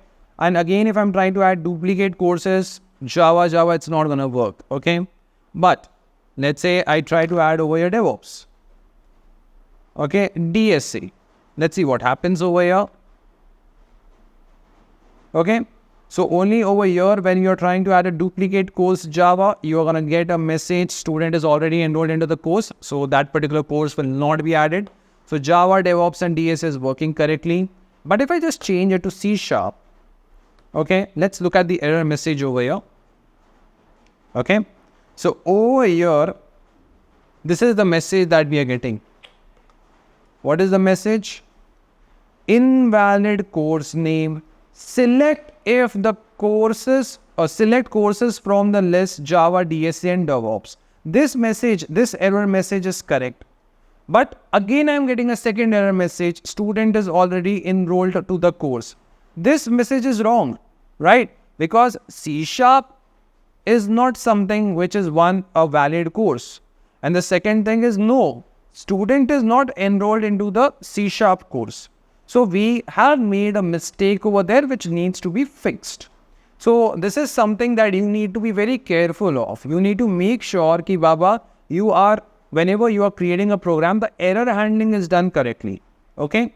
So if I go back, my dear friends, what we need to do is, instead of putting these two conditions together, we have to break it now. The first thing that we will validate is this. Okay. If it is a valid course, then do this. If the course is a valid course, then only you check whether the course is already present in the list. If it is not present in the list, then you add it, you give the message. Okay. If it is a valid course and the student is already added to that particular course, you will be getting the message student is enrolled into the course, already enrolled into the course. Okay. So let's delete this particular drawing, save it, go back to the main.java and run it. And now it works correctly. You will not get this message C#. Invalid course name. Please select the course from the list. You're not going to get the second error message. Look at this particular code. Okay. Just look at this particular code. Okay. And then try to write it by yourself. Can you do that? Yes, no? Okay. Again, people who have understood this particular stuff, try to write it by yourself. People who have not understood it, I'll explain every single line one more time. See, over here, we have this enroll course and we will be passing Java, the first thing. Okay, we have multiple courses. We have Java. Let me use a different color. We have Java, we have DSA, and we have DevOps. These are the valid courses. Then I'm trying to add an invalid course, that is C#. First, string course Java. So Java will be passed over here. If validate course name. So if validate course name Java, of course you know that validate course name consists of these three rules, that the course should either be Java, DSA or DevOps. It's going to return me true. If the condition is true, Java will go inside the conditional statement. If not, courses.contains course. Meaning over here, it is going to check whether in your array list, courses is my array list, whether in my array list, do I have the course Java. So let's say this is the first time you're trying to add a course. So Java will be added successfully. Because Java is not present, courses.contains course will return me false. False ka not, reverse or opposite of false is going to be true. True, it's going to go inside courses.add. It is going to add the Java successfully. And then it is going to print the message, student is enrolled to the Java course successfully. First is going to add it and then it is going to print the message. Then it is going to do the same thing for DSA. It's going to validate the course name. Is it a valid course? The answer is yes. It is going to be true. It is going to go inside and it's going to try to add the DSA course for us. Okay. So DSA is not part of the course list right now. So it is going to, this part is going to return me false. This part is going to return me false. And I'm trying to attach a not before it. So what is the reverse of false? It is true. So it's going to become true and you're going to add the course to the course list. So over here DSA got added successfully. Similarly, we're going to do it for DevOps. Okay. We're going to check whether it is a valid course or not. If it is a valid course, we're going to add it to the user. We are going to check whether the student is already enrolled to that course. If it is not enrolled, if the student is not enrolled, then you will enroll or you're going to add the course to the course list and you're going to print the message over here, not the error message, print the message. For the C#, we're going to first validate whether C# is a valid course or not. It is not a valid course. Whatever is the error message, that will be printed. Okay, you're going to get this. And finally, somewhere down the lane, I think so, I'm printing S1. Okay, so over here, we are getting the one-line description of my student. Is this part clear to everyone? Whatever is the name of the student, whatever is the age, the student ID, and the courses they have enrolled, we will be able to see it in one line itself. Is this part clear? You can do one more thing, like just to cross-check it off over here. Let's minimize this. And instead of doing S1, okay, let's comment this thing with Control-Shift-C, comment it off. And all I'm going to do is S1.print student information. So everything will be printed in a beautified order. Student name, Kajal Talreja, age is 22, student ID S21, okay, and the courses that she has enrolled for is this. Is this part clear to everyone? Perfect. All right. Now, what we're going to do is, we have created one object. Let's create multiple objects because that's what is written over here. We have to create a couple of objects. Okay, and let's have 3 objects over here for this particular program. So let's come back to the main class, and over here, guys, let's create another object. I'm going to call this as student S2 as my reference is equal to new student. Let's say the name over here is going to be Uday, age is going to be 24, and the student ID is going to be S11. All right. So if I'm going to do a sysout S2, I'm writing it in caps by mistake. So if I'm going to do a S2, save it, run at, you will see that I'm going to have 2 objects. The first one is, let's say, of Kajal, and the second one is of Uday. Let me do one thing. Let me just comment this print student information and just print the student reference only, S1 only. So if I'm going to save it, you'll see it's going to be a little bit better. Now I have a first object for Kajal, which is having the information of Kajal. So I can see the name, age, student ID, and the courses that she has enrolled for. And over here, we have Uday's object, and Uday basically has not enrolled to any courses. So let's enroll some courses for Uday also. So I'm just going to do this S2 dot enroll course, and the course enrollment can be, let's say, for Java, keeping it simple. So I'm just going to click on play button, and you see now over here, the first is Kajal's detail, and the second one is going to be Uday's detail. Kajal is enrolled for 3 courses. Uday is enrolled for 1 course. Is this part clear? Let's create another object. So I'm just going to copy this same stuff and let's paste it off over here. Let's call it 3. And over here, let's say the object is going to be Ritu, and age over here is going to be, let's say, 27, and your student ID is going to be, let's say, 13. Okay, and we will enroll for Ritu's object as the course is going to be DevOps, something like that. Okay, let's print this. And if I run this, now you see that we have 3 objects coming into picture. We have Kajal's object, we have Uday's object, and we have Ritu's object. And all the 3 students technically have different information, yes or no. Name over here is Kajal, name over here is Uday, name is Ritu, age is 27, 24, 22, different values, different set of informations. Student ID is S21, S11, S13, and the courses are different. All right, so this was the task number 3 of part 1. All right, that's what they wanted. They wanted us to create 3 objects of student class with different details. Enroll each student with 2 or 3 different courses. Okay, and then we wanted to print details of each student using print student information. So if you don't want it to be printed like this, you can just comment this chap and just write over here s3.print student information, copy this. We're going to replace this. Okay, and just make it S2. And for Kajal's object, let's comment this thing off. Okay, uncomment it off, and we are done. So let's comment S1 and we're good.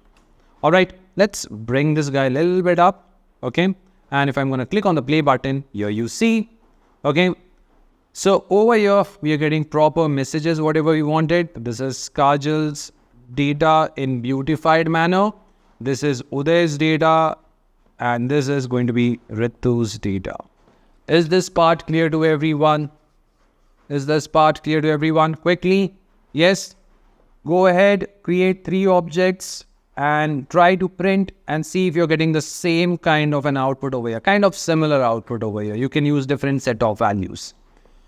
All right, is this part clear to everyone? Perfect. Let's go to the next part, which is part 1 was the basic concepts that we have done. Part 2 is basically using collections and exception handling.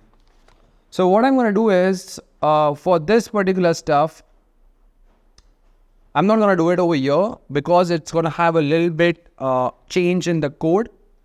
So this was just the initial part. I'm going to duplicate this particular class and I'm going to call this as main2. We're going to make changes in the main2. Let me just bring this chap over here. Okay, let's put this thing down. Over here, it is written that in the main class, create list of student to store the student objects. All right, that we can do. Add 3 student objects to the list. So let's do this particular stuff first. So what we are going to do is, I'm not going to print any of these things. So we're going to quickly remove all these things over here. Okay, remove this information, and even remove this information. All right, perfect.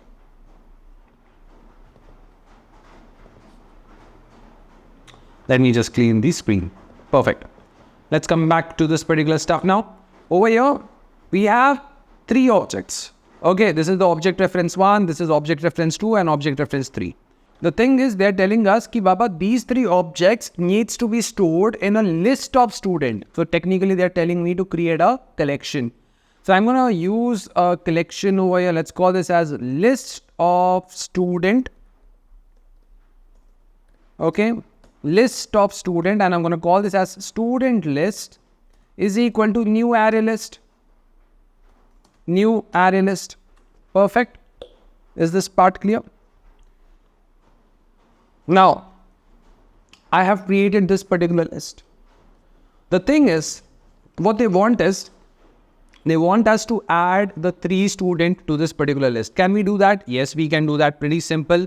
We have created the 3 objects. What I'm going to do is, I'm going to say student list dot add. First, I'm going to add S1. Then, I'm going to write add S2. Then, I'm going to write add S3. Is this part clear to everyone? I created a list of student. Okay. And to this particular list of student, we are adding all the student objects that we have created. So this is my S1 reference, this is my S2 reference, and this is my S3 reference. I'm adding all the 3 references to my student list. Okay, so over here we will be having array list, right? So array list is going to store data in a sequence. Okay, and technically this array list is going to store student kind of a data. So over here, technically each of these memory location will be storing the reference.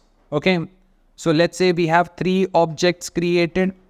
Let's say this is object at location 900, 999, and 1000. Okay, let's say this is Kajal's object. This is Uday's object.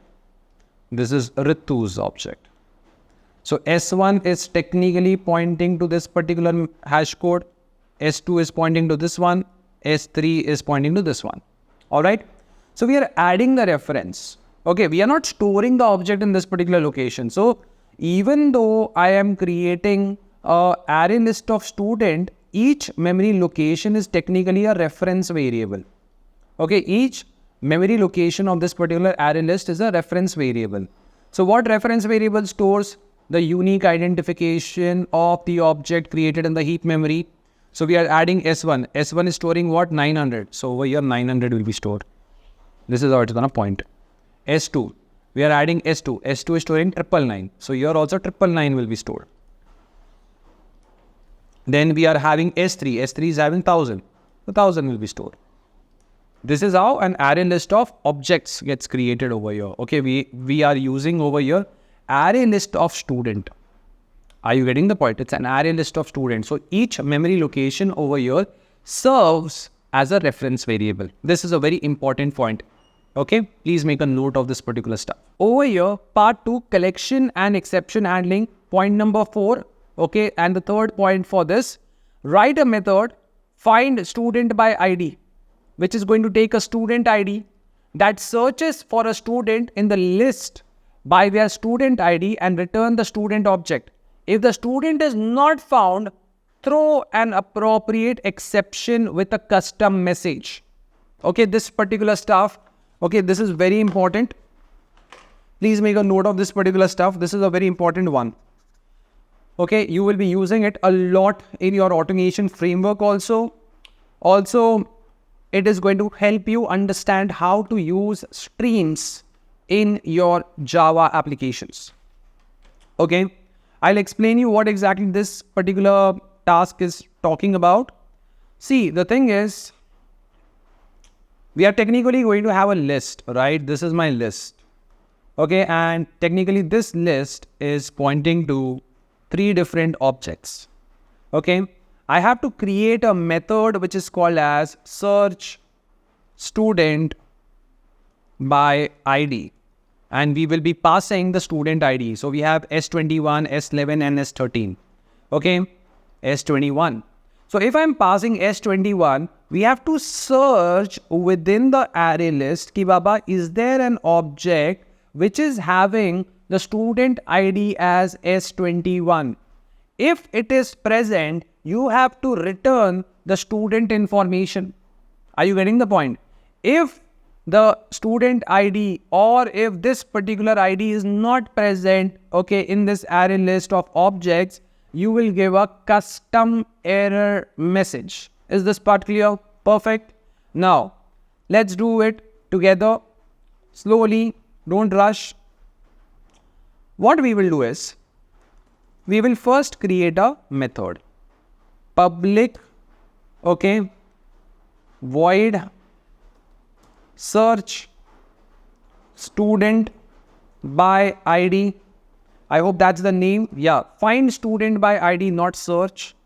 Whatever is the name of the method they ask, right, to create, just make sure that you're using the same name. Don't keep on using your own thought process. Yeah, this method name doesn't look good and all. Whatever is written in the assignment, just create the same one. Okay. So over here, find student by ID, and I will be passing the student ID. Okay. Now the thing is, the array list which we have created, we have declared the array list over here. This is a local declaration. This list should be available here also, right? Local variables which are created in a method cannot be accessible outside that particular method, right? So what we will do over here is, we are going to change the declaration. We are not going to declare it inside the method. I will declare it at a class level. Now, for the ease of this particular assignment, what I have done is, I have made, okay, the student list as static. Why static? Because static variables can be accessed in static methods. Okay, If this was a non-static, okay, variable, if it was a non-static variable, then I have to create the object of main class and then I'll be able to access it. Okay. So for the ease of this particular assignment, make sure that since student list needs to be accessible in two methods, I made it static. Part 1. Meaning if this is static, what I need to do is I have to make this chap also as static. Okay. Now you will see that I will be able to access student list without any issues. Okay. So what I'm going to do now is I'm going to call this particular method find student by ID, and I will pass the student ID. Let's say, what do you want to pass? I'm going to pass S11. So technically details of Uday should come because S11 is the student ID for Uday. So all the details regarding Uday's object needs to be shown. All right. So over here, what we will do is we will use the student list. Okay. Now on this particular list, we will be using streams. Okay. Stream. Student list dot stream dot, and in this particular stream, I want to filter it. Filter how? I'm going to get one by one each reference. Okay. So technically, we are having 3 objects. Okay, this the reference. So this over here is the reference. We are not storing the object inside this particular memory location. These are the references. Okay, and they are pointing to these objects. So one by one, okay, each of the object reference will come into this X variable. Okay, it's gonna come. That's how the working of stream is. Stream basically means whatever is there inside student list, give it one by one to this particular method called filter. Whatever is going to be there, let's say this particular first reference, it is going to be stored inside X. And now what we will do is we will use an arrow function like this, and we will say X dot, automatically you will see all the methods are coming into picture: validate age, validate course name, validate name. Okay, but we want to have student ID. Okay, I'm not able to access the student ID. I want to check whether student ID is S11 or not. So we won't be able to access it because in your student class, these variables are private. So what you will do is you are going to create the getters. So I'm going to delete this drawing for a moment. Let's come over here. I'm going to right click, go to source, generate your getters, select getters, click on select getters. Okay, let's open this chap. All the getters are selected. If you observe, get student ID, get student name, get courses, get age. I'm going to click on generate, Control Shift F, Control S. Let's go back to the main 2, and now I should be able to see get student ID. Student ID is string. So this entire thing which you see now is string. Okay. So what I will do is, if this is string data, I can use the equals ignore case method, right? Because we are also passing string. I'm going to compare whether the student ID that I'm having from the stream of data, whatever is coming from the stream, okay, from that particular object, the student ID, is it the same which we want to check, right? So over here, what we will do, we are just going to say x dot get student ID dot equals ignore case student ID. Okay, write it down till here. Write it down till here quickly. Don't rush. We are not in a rush. Ki Baba, I want to write the entire code in one shot. Write this much by yourself. Okay. Now, people who have understood, they can start writing. People who have not understood, look carefully again. Over here, we are having student list. Okay. So stream is technically applicable on collections. Whenever you are going to have multiple set of values, okay, and I want to perform some kind of an operation. Here you are performing an operation only. I'm trying to find whether there is a student object which has a particular student ID or not, right? So I have a lot of student objects and I want to check whether one of the object has a student ID S11 or not. So what we will do, we will connect this to a stream. So one by one, the data is going to go to the stream and we will try to filter it. We will try to filter it. Filter it on what? We will filter it on the basis of if I'm going to get the student ID. This object goes inside the filter. We will check, is your student ID S11? No, ignore it. Next object, come. Is your student ID S11? Yes. If it is S11, we will continue. Okay, we will continue. Are you getting the point? So we'll pass the student ID, okay? And I'm just going to say dot first. Find the first. Find the first. Okay? So whatever will be the first object that we will get, okay, which is going to match this particular condition, we will return it. But the thing written over here is, wait, it is written over here, if it is not found. If it is not found, you have to throw an appropriate exception with a custom message. So what we will do is, I'm going to write over here dot or else throw. What you want to throw? We want to throw an error message. So we are going to go to this particular stuff and we are going to put a round bracket like this. Okay, the arrow. And I'm just going to say new runtime exception. New runtime exception. And you can give a runtime exception whatever you want over here. So I'm just going to click on this and I'm going to give the exception student. Okay, no student found with, or let's say no data found. That would be better. No data found. Okay. Done. So this entire stuff is, what you use is your lambda expressions. Okay. And what this entire stuff is going to do is it's going to return me the first. It's going to return me a student object. So I'm just going to store over here student result, whatever you have the result, and I will return the result. Okay.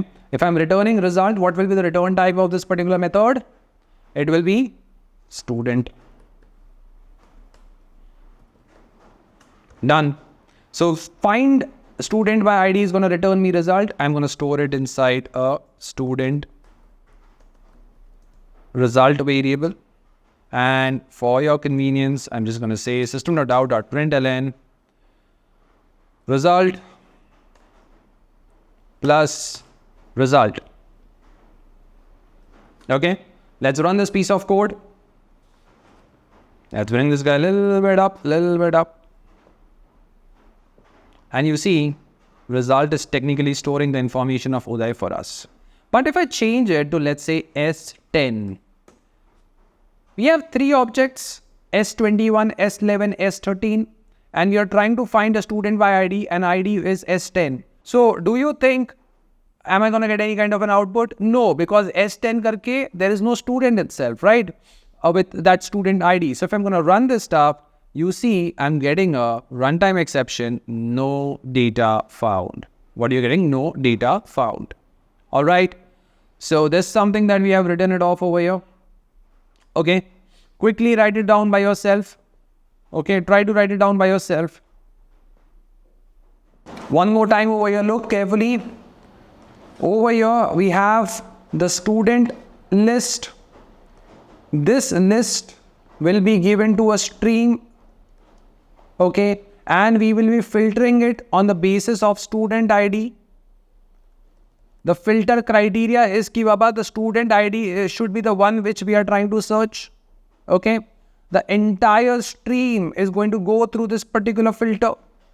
But there is no object with the student ID as S10. So it's not going to have anything over here. If it is not able to find anything, okay, else throw the error. what is the error it's going to throw? No data found.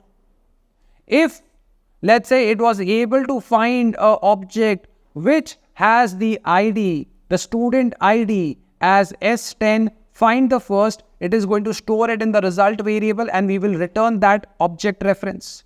And then whatever is find result is going to return me that reference, and over here we are printing it off. So you would have seen the data of that particular student object. Okay, very important, very important. Practice this particular method 2-3 times. Very important one. Very important one. All right, write it down by yourself quickly. I don't know what's with this particular question is, but if you read the point number 5, which is written, modify the main class to handle the exception thrown by student by ID. So of course we are throwing an exception. Okay. And the thing is, we are also writing a exception message, but the problem that is coming over here is this ugly piece of output. Okay. So we don't want that our exception messages should look something like this. We have to handle it and make it more gracefully. So whenever you're talking about exception handling, okay, let's open this particular chap for a moment. Let me write it down. See, we are throwing a runtime exception, right?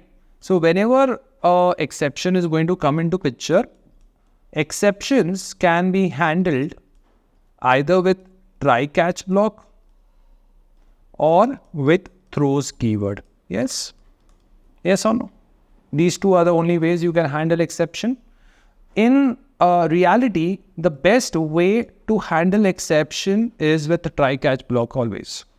So over here, the exception which Java is throwing over here, it looks a little bit clumsy. Though I can read the message which says no data found, but I think we can make it a little bit better, because it says if an exception occurs, display a message like student with ID S11, S12 not found. That's what they want.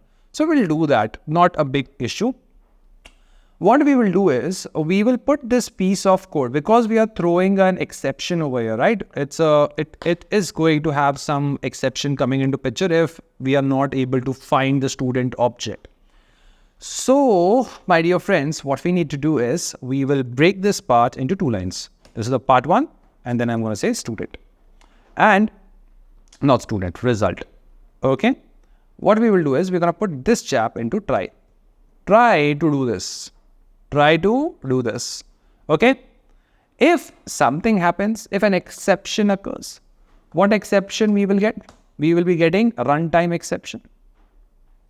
If runtime exception comes into picture, what we will say is system.out.println. Okay, not out, we will make it error so that it looks like it's an error message. And the error they want is student with ID. Okay, student with ID plus what is the student ID? Whatever is the student ID, I'll put over here. Okay, plus thoda sa spacing. Not found. Okay, in between my Hindi comes out. Okay, just bear with it. Okay, so I'm just going to save it. Let's give a little bit space over here also. Now over here you see result. We are trying to return result. Result is what kind of a variable?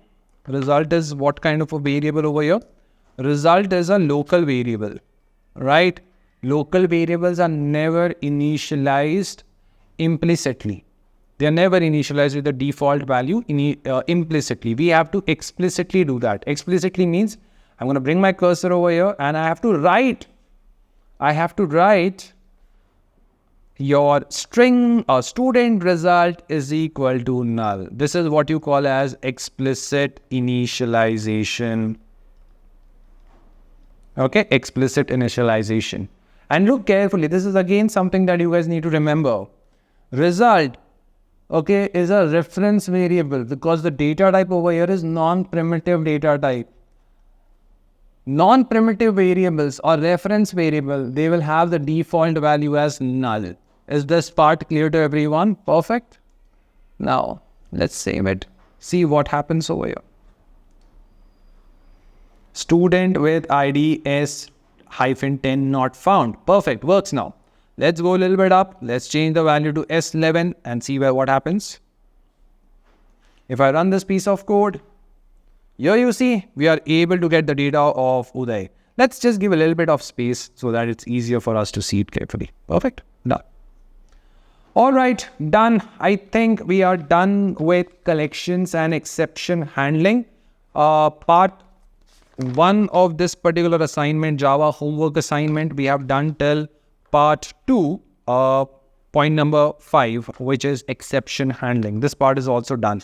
So just cross-check this piece of code. See if you have written the same piece of code over here. All right.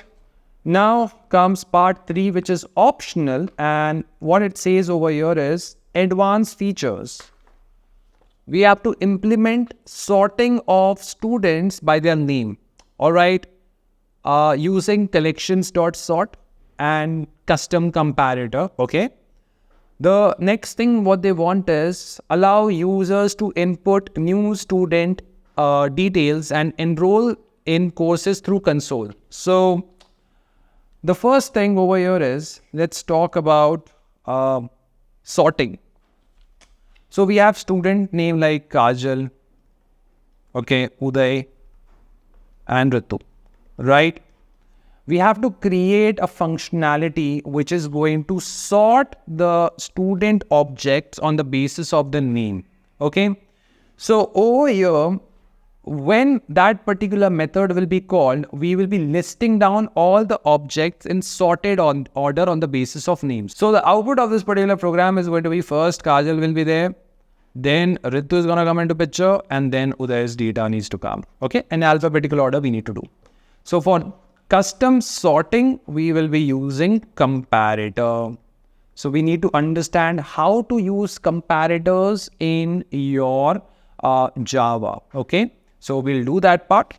And the second one is pretty simple, that we have to create a functionality, or we have to allow users to input students' data and enroll them in the courses through console. So I should have the functionality where I can type the name, age and student ID and the courses from my keyboard, okay, to this particular program. So I should be able to read the inputs from the console.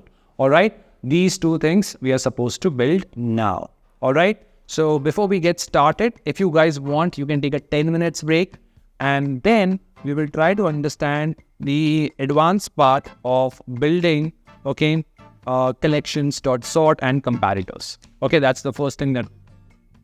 Now, in your part 3, guys, it's written that we have to create a sorting mechanism, that we need to sort the object on the basis of name, and we have to use a custom comparator. Now, to be honest, some of you guys might be thinking that this is a very difficult thing to build and all. It's not. It's very simple. Okay. Because you will be doing it for the very first time, it might be, like a little bit confusing. Okay. But once you understand the essence of it, you will be able to build it next time without any issues. Okay. So what is the job of a comparator? I'll just explain you. It is written over here. We have to create a comparator. Okay. So we are having multiple objects. Okay. So we are going to have name. Okay. Let's say this name is Kajal over here. This is Ajinkya. This is Uday and this is Ritu. So there are multiple objects which are available. And we have to create a functionality key based on that. When you are going to call that particular method, when we are going to call the sort method, it is just going to print us the information of objects in the sorted order. So let's say my comparator is going to work on the basis of name. So what I want is, when I'm going to call the sort functionality, the first information that I should be getting is of Ajinkya because it starts with A. Then I should be having the information of Kajal, that is going to have K over there. Then you're going to have Ritu coming into picture, and then you're going to have Uday. All right. So what is the job of the comparator? The job of the comparator is to help you sort something on the basis of your instance variable, some kind of a comparison mechanism that you want to create for your collection. Is this part clear to everyone? Perfect. Now let's try to build it. The simplest way to get started with the comparator is just by creating a sort by name method. I am like, you can call it any name. I'm just creating a method as simple as that. Okay. Just put a semicolon, bring your cursor over here, and it's going to create a private static void sort by name method for us. All right. Now over here, look carefully. What do you want to do? I want to create a comparator. So I'm going to type comparator, and it is going to, this particular comparator is going to work on what? It is going to work on my student's information. So you create a student over here. Okay, you're going to create a student over here. Comparator is equal to student name comparator is equal to, okay, this. All right. So if I go over here, it has created what you call as this particular functionality for us. Comparator student name comparator, that's the name. And it has created what you call as, if I bring my cursor over here, it has introduced this particular method where I have to write the logic. Is this part clear? Perfect. Now over here, all you do is you call the compare to method, okay, from your string. How? This is the first object reference. This is the second object reference. All you do is, okay, o1 dot get name dot compare to, okay, compare to what? o2 dot get name. Finish. Done. Okay. So it's going to do the comparison lexicographically. Lexicographically in simple terms just means alphabetically it's going to take care of you, for you guys. All right. So you are going to do the comparison on the basis of name, and you will be having the information sorted out, okay, when you will be using this kind of a comparator. Now, where I am supposed to use my list, nothing to worry about. They've already given the name also over here, collections.sort. So what you're going to do is, once this particular comparator is created, all you do is collections, okay, dot sort, you pass the collection reference over here, student list, comma, you give the name of the comparator, finish, your job is done. Okay, once it is done, all I want in my life is, I just want to print the student list. Done. Okay, done. So you have created a functionality. Over here. Okay. Just let me select the right pen. Yeah. You have created a functionality. And this particular functionality is what? We are using a comparator. This particular comparator has this method called compare, okay, which we are going to use. And over here, we are going to use the two object reference of student class and o1.getName, because we have to compare it on the basis of name. So o1.getName compare to o2.getName. This particular comparison is going to happen how? Lexicographically. Make a note of this particular point. Okay. Now, once this particular comparator is created, you call the collections.sort method. You pass your array list over here. And along with that, I'm giving on the basis of what comparison needs to happen. So the comparator is going to be passed over here. Is this part clear? And then you can just print the student list. If everything works correctly for us, you will see the first information that is coming over here is for Kajal. Then it is going to be for Ritu.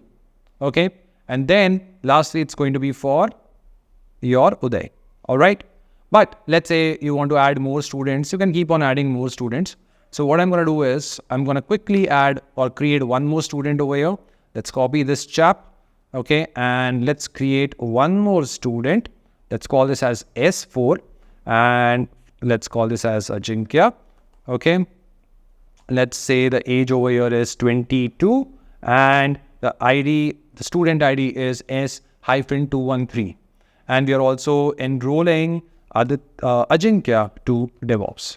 Now, just copy this, paste it over here, make it S4, save it, run it, and you will see automatically when the sort method is going to be called, because the last method that I'm calling over here is sort only, sort by names. The collection is getting sorted on the basis of name. All right. So name, age, student ID, okay, of Ajinkya is shown first. Then we have Kajal. Then we're going to have Ritu, and then we are going to have Uday. All right.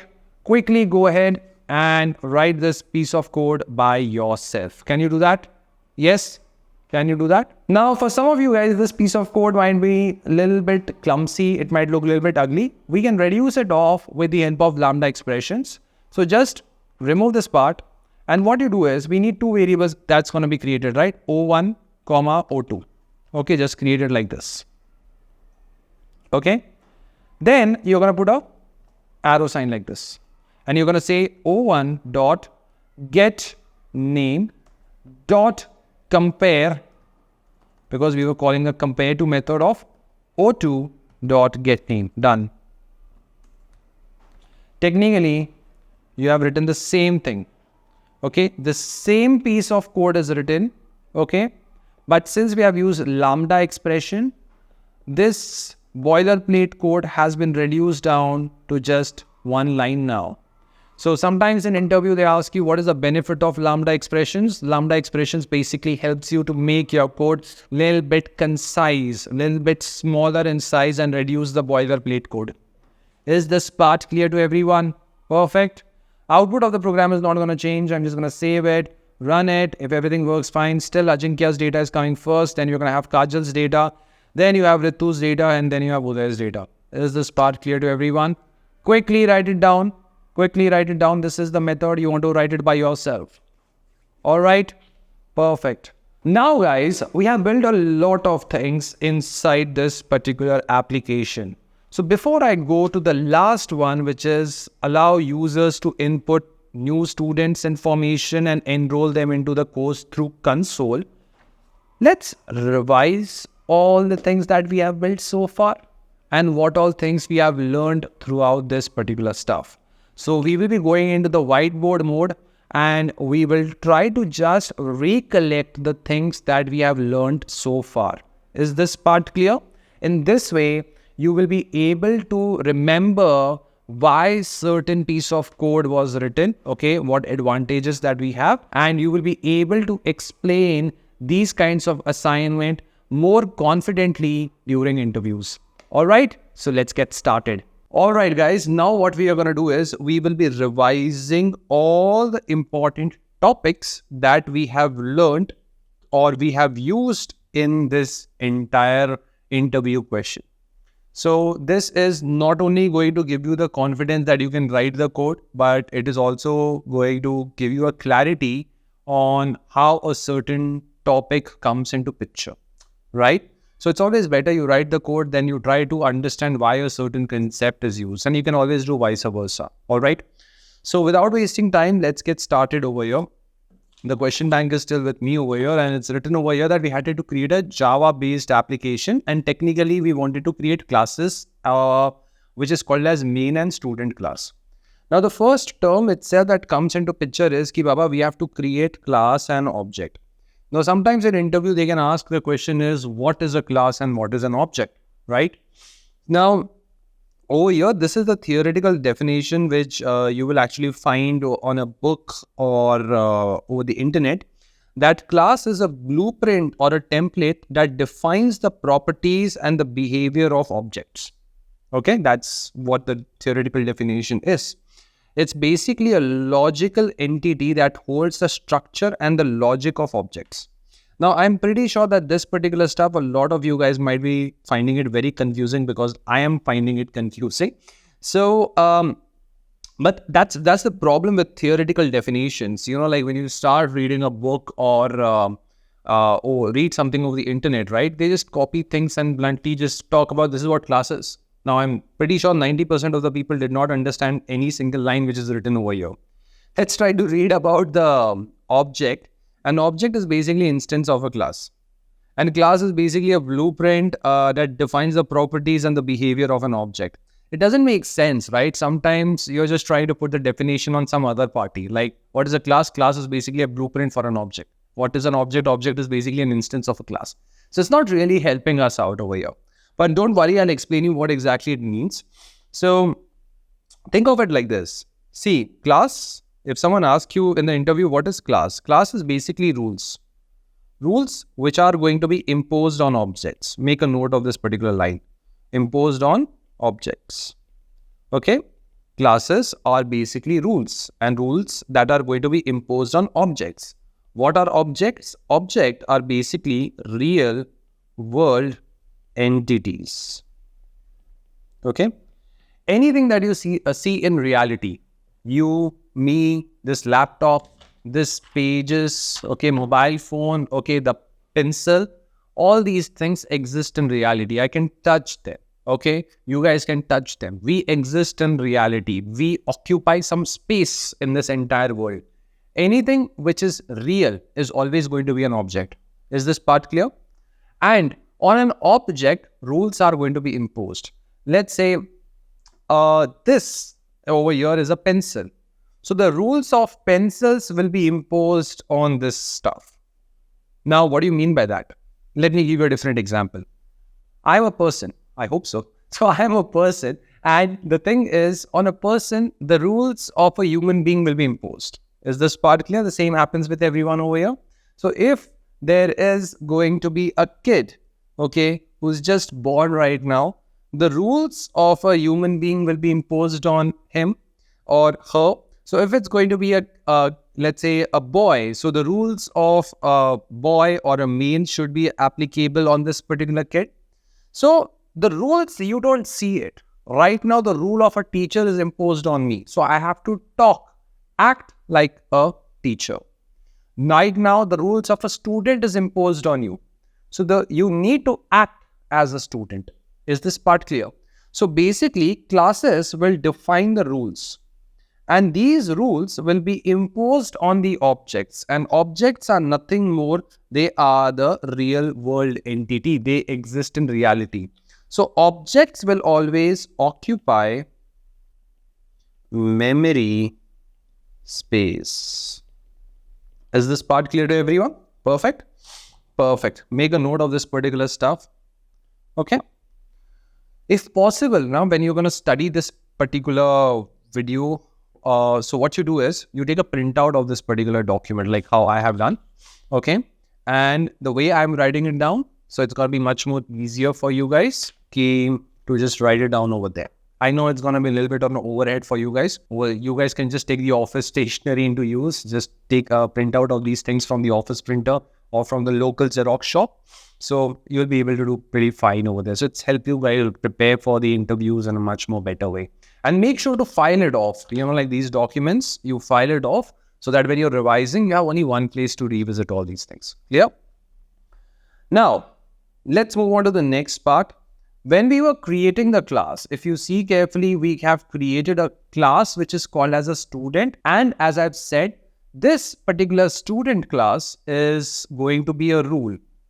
The object over here, okay, the rules, okay, are imposed on this particular object. What are the rules? That the student can enroll to the course. Okay, yes or no? Now, over here, the next thing is, when we were defining this particular class, over here, we have created a constructor. So if I ask you, what is the purpose of a constructor, or how do you define a constructor, and what is the purpose of same? What are you going to say? See, a constructor, to be honest, is just a method. It is just a special method which is going to have same name as that of the class. What is the speciality of a constructor? A constructor is always going to have same name as that of the class. Okay, that's the first thing. The second thing is, the job of the constructor is to initialize. It's written over here, objects, remove the object, say the job of the constructor is to always initialize the instance variables. Fix it off, it's instance variable. Is this part clear?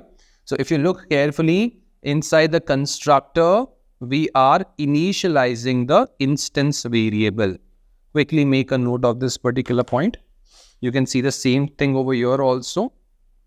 I think they have attached the screenshot, right? Is this part clear? Perfect.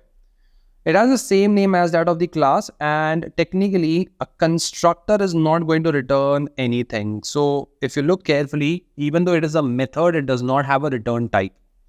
Okay. What do you call this? String name, int age, and student ID. In the method topic, I have said that these are what? Local variables. So these are local variables for sure, but the right term for them is they are arguments. Yes or no? They are arguments. Inside a particular method, the importance is always going to be given to the local variable. Okay? The importance is always going to be given to the local variable. So we have a scenario where you have instance variable, name, age, student ID, and courses. Along with that, you have local variables with the name, with the names, name, age, and student ID. So the point comes over here is how do you differentiate local variable with instance variable? How do you do that? In order to differentiate local variable with instance variable, what comes into picture? What comes into picture? This keyword. Okay. This keyword is used to always refer to the instance variable. So when I write this dot name, this dot age, this dot courses, you're telling Java, go and refer to the instance variable. Okay. Make a note of this particular point quickly. Is this part clear? A constructor is going to be called automatically when an object is created. They are used to initialize object attributes. What do you mean by object attributes? Instance variable. Okay. Different names are there, so I've just tried to write it down. Object attribute still means it's talking about instance variable. I hope this particular part is clear to everyone. Yes or no? Are we on the same page? Perfect. So we have revisited what is the meaning of classes and objects. Along with that, we have seen how do you define a constructor? What is the purpose of a constructor? Okay. What is the purpose of this keyword? Whenever you are going to talk about constructors, okay. Whenever you're going to talk about constructors, okay. Remember, constructors are going to be called whenever you create a object. Okay. And the job of the constructor is to initialize instance variable. Okay. And along with that, you should remember the purpose of this keyword over here. Okay. So constructor, instance variable, and this keyword, they all are related to each other. Is this part clear? Now, you might have seen that I'm talking about it as instance variable, and there is one definition which says that object is an instance of class. So what do you mean by that? Whenever you are going to create object, so this was my object reference S1, S2, and S3. So these variables will be created again and again whenever you create new objects. That's the reason they are called as instance variable. Instance variables are associated or they belong to an object. Is this part clear to everyone? They belong to an object. Whenever you are going to create an object, instance variable will be created. Is this part clear to everyone? Now, even though it's not written over here, I think so in upcoming questions it's going to come. Whenever you are going to create instance variable, right? You will always mark them with private visibility label. Make sure you always mark them with private visibility label. Why? For encapsulation. Is this part clear? I'll write it down for you guys at the top. Remember, write it down quickly. Remember, instance variables are always marked with private visibility label. Okay, make a note of this particular stuff. Very important. Okay, very important point. You cannot goof up on this. Clear? Now, what I want is, before I go ahead to the next page, read this thing carefully. Read it 2 times. Okay, read it 2 times. Okay, perfect. Have you read it 2 times? Can I go ahead? Perfect. Let's move on to the next question. Explain the concept of encapsulation and how you have applied it in the student class. Okay, that's where I think so the private keyword is going to pop up now. See, what do you mean by encapsulation? I'll read this particular stuff for sure, but what does encapsulation basically means? Encapsulation is basically an OOPS concept where data of the class are hidden from the other class and are accessed only through getters and setter methods. Read it one more time. Okay, let me read it for you guys one more time. Encapsulation is an OOPS concept where the data on the attributes of a class are hidden from other classes and are accessed through getters and setters. It provides better control over data by restricting direct access. You see, what it means over here is the simplest way of defining encapsulation means you are going to bind instance variable with public getters and setters. You will be like, Jatin, we did not create setters in your student class. It was not required, right? We were not updating student name, our student IDs and all those things. So it's not required. But over here, if there is a scenario where requires that we have to do an updation, that is the time I will create setters. But it was not required in the assignments. That's the reason we have not created it. Make a note of this particular point. See, the thing that comes over here is instance variable will always be marked as private, right? We have seen it in the previous page. Now, whenever you have to, when we bind the instance variable with getters and setters, what we can have the flexibility is we can have validations coming into picture. Sometimes in interview, they can ask you, what is the benefit, okay, of encapsulation? When you bind the variables and the methods together, if you see carefully, in your constructor, let me use a different marker over here. Yeah. In your constructor, we are doing validations, right?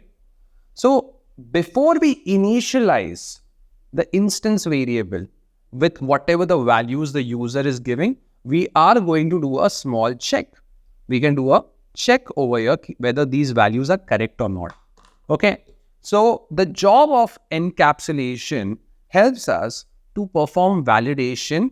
And the second thing is, because of validation, you can ensure that the users are entering, okay, I won't say correct values. Okay, let's say correct values only, it makes sense. Correct values, okay, for the instance variable. See, one thing you need to remember, in your entire application, right, in your entire object-oriented programming, whenever you're going to create a class, you create variables inside method, you create variables inside class. Okay, there are so many different ways I can create variables at different places. The most important variable, okay, in your application will be the instance variable.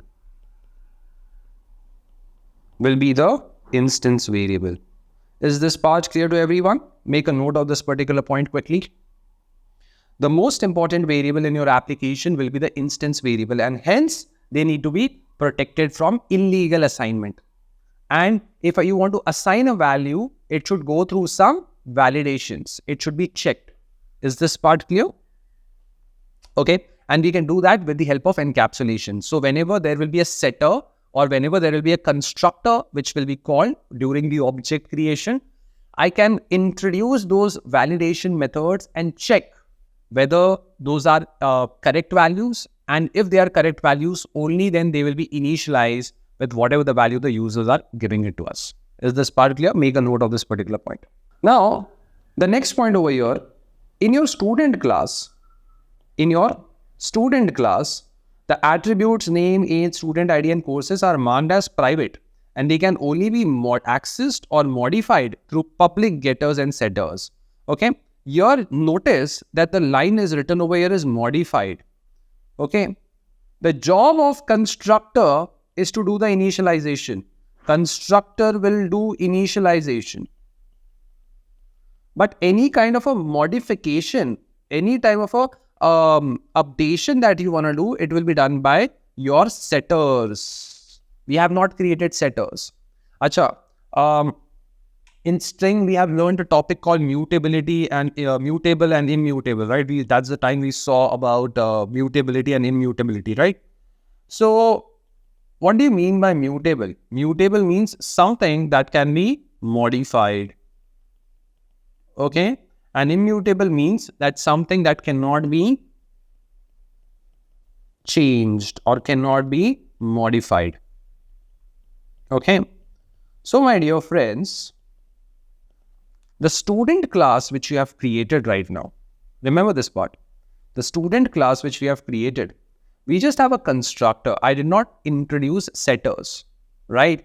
Since I have not introduced setters, what is happening over here is we have created a immutable class. We have created a immutable student class. You can initialize, okay, the object with the respective values. That's something that you can do.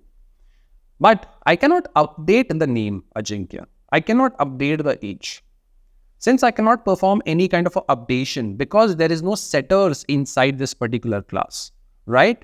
So since I cannot perform any kind of an updation, the student class is immutable in nature. Is this part clear to everyone? Perfect. Read this thing 2 times. Read this thing 2 times and then we'll go to the next question. Now guys, let's move on to the next question, which is, what is the difference? What is the difference between array and array list? Okay. In interview, I'm pretty sure this particular question will be asked a lot of time. Okay. And we have used list, no? We have used a list of string, okay, with S capital. And this was our courses. So the question over here is, what is the difference between array and array list? See, try to understand this part. How do you create an array? Let's say I want to create an array of string, right? This is how you create an array. Okay, this is an array reference is equal to new string square bracket of 5. Now the problem of an array is that ki baba, the size is fixed. Size is fixed. So if I want to have, add new values into the courses, I cannot do that. Okay. So whenever you're working with array, if the size is fixed, either there will come a scenario where you want to store more values or more elements, but you cannot do it because you have already consumed all the memory locations. Okay. So these are the courses that I have added. But now if I want to add one more element, let's say over here I want to add Python, I cannot do that because this was the size of the array. Indexing was 0, 1, 2, 3, 4 because we have a size of 5. Now, if I want to store more element and even if I try to do it, I will get an exception. What is the exception that you're going to get? If I try to store, let's say, course array of 5. If I try to do this and I try to write over a Python, what exception will I get? You will get what exception? Array index out of bound exception. To overcome this particular drawback of array, that we are able to store more and more elements. Okay. Java introduced collections. Inside collection, there was list, which is an interface. Make a note of this particular point. So this list which you see is an interface. This list or interface is implemented by a class which is called as array list. And in simple terms, remember, array list is just an extension of array. So whatever is the drawback of array, that ki size is fixed, right? I cannot store more elements. Okay, all those things can be easily overcome with the use of array list. Is this part clear? So array list is a class and list is the interface. Array list implements your list interface. Over here, one more thing, guys. Array list also has the concept of index. It is going to store the data in a consecutive manner only. That is the thing which will happen. Okay. And array list, since it's a class, you create object of the class. I have written something like this, na? New array list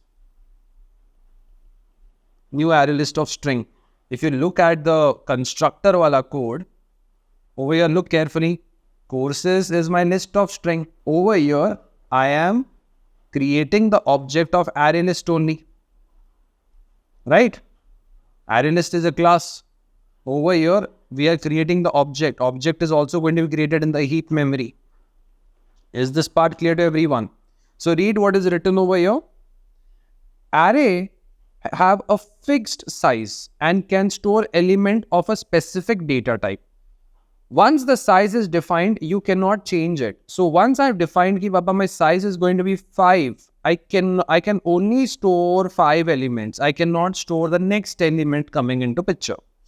Array list is a part of Java collection. It is resizable array, meaning it can grow and shrink dynamically. It can only hold objects, but it can allow, or it allows flexibility in managing size.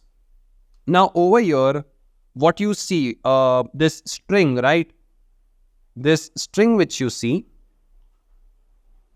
this is coming from generics. And whenever you put generics over here, they can only be of a particular class type. You know, like you have to define a certain type of a class, technically non-primitive data type. Okay. So I cannot write list of integer. This is not allowed. This is wrong. Okay. A list of int. Int over here is a primitive data type. So if I have to use int, I have to write list of integer, where integer is a class in Java. Technically your wrapper classes. Okay. Wrapper classes comes into picture. So I hope you have understood what is the difference between array and array list. Acha, in interview, they can ask the particular question, what is the capacity of an array list? Okay. Capacity term, you have seen it somewhere. Where you have seen it? In string buffer and builder. Right? In string buffer and string builder. What is the capacity of string buffer and string builder? 16 characters. Okay. So even array list technically has a capacity. The capacity of an array list is calculated, okay, with the formula which goes like the size of the array list into 50%. So it's going to increase the size of the array list. The new size of the array list is always going to be, there will be a 50% increase in whatever is the original size. So technically, let's say I add 100 elements.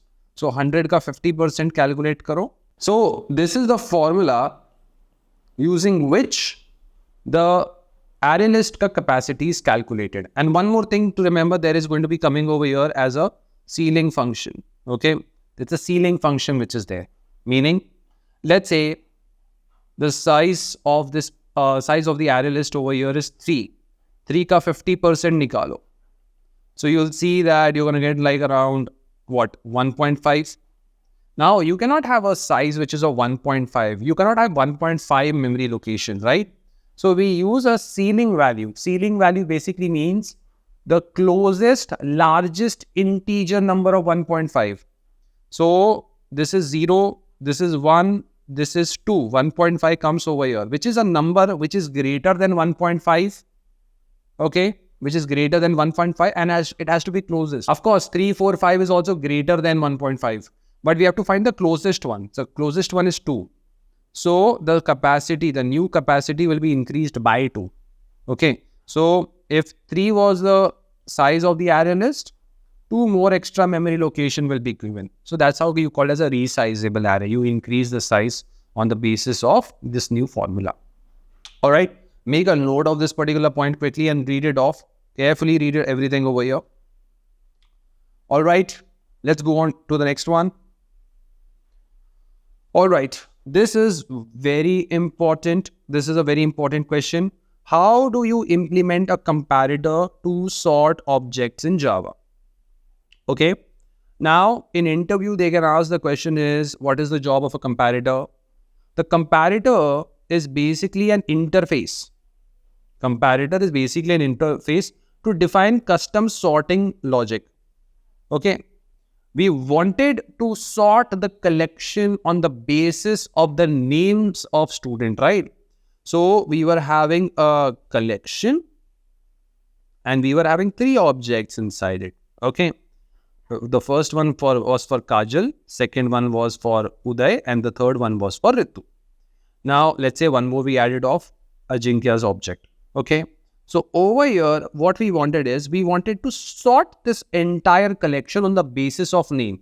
Every student object has name, it has age, like gender, student ID. It can have a lot of other attributes. Okay. If I want to sort on the basis of some custom attributes, that is the time I will use comparator coming into picture. So one thing to remember is, comparator is an interface used to define custom sorting logic.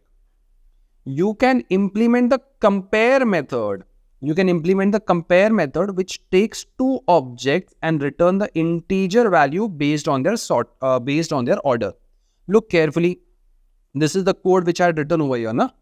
Comparator of student. So this is my comparator interface. This is my comparator interface. I am creating a comparator for my student class. Okay, and I've given the name as student comparator. Here we are using the lambda expression. Okay. What is the benefit of lambda expression? You're going to have concise code.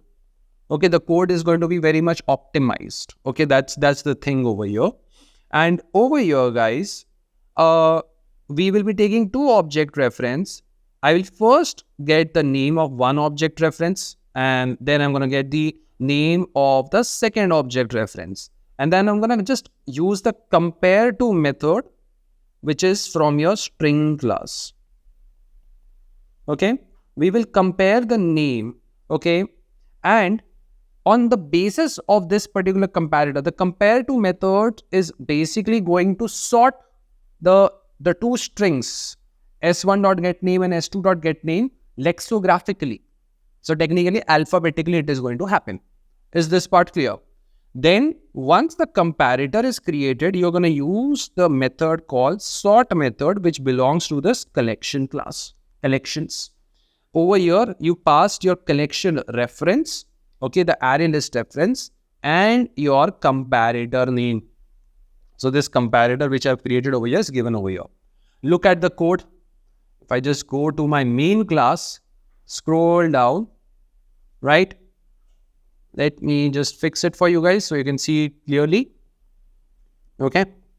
Over here, see, this is the sort name that we have created. So over here, student name comparator is what I'm creating.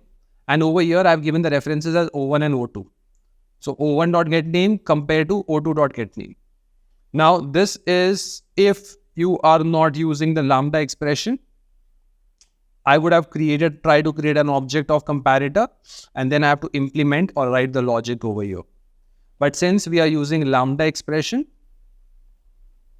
okay, you will write it like this. And finally, you will do collections.sort. Okay.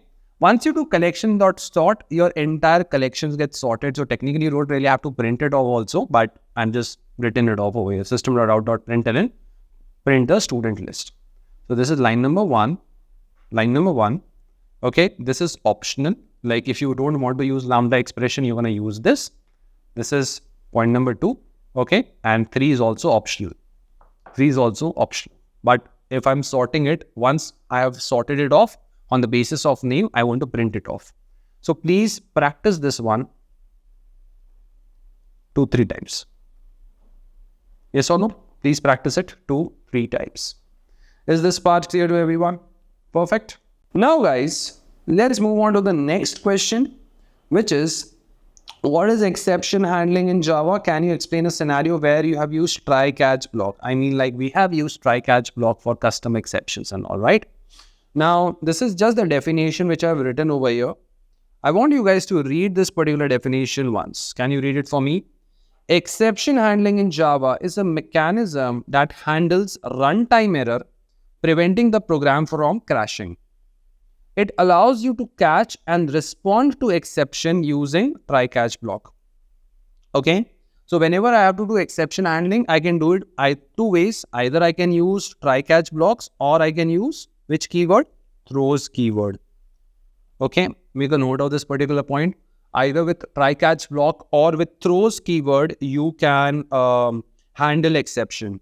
So in the assignment, we search for student by their ID using the find student by ID method.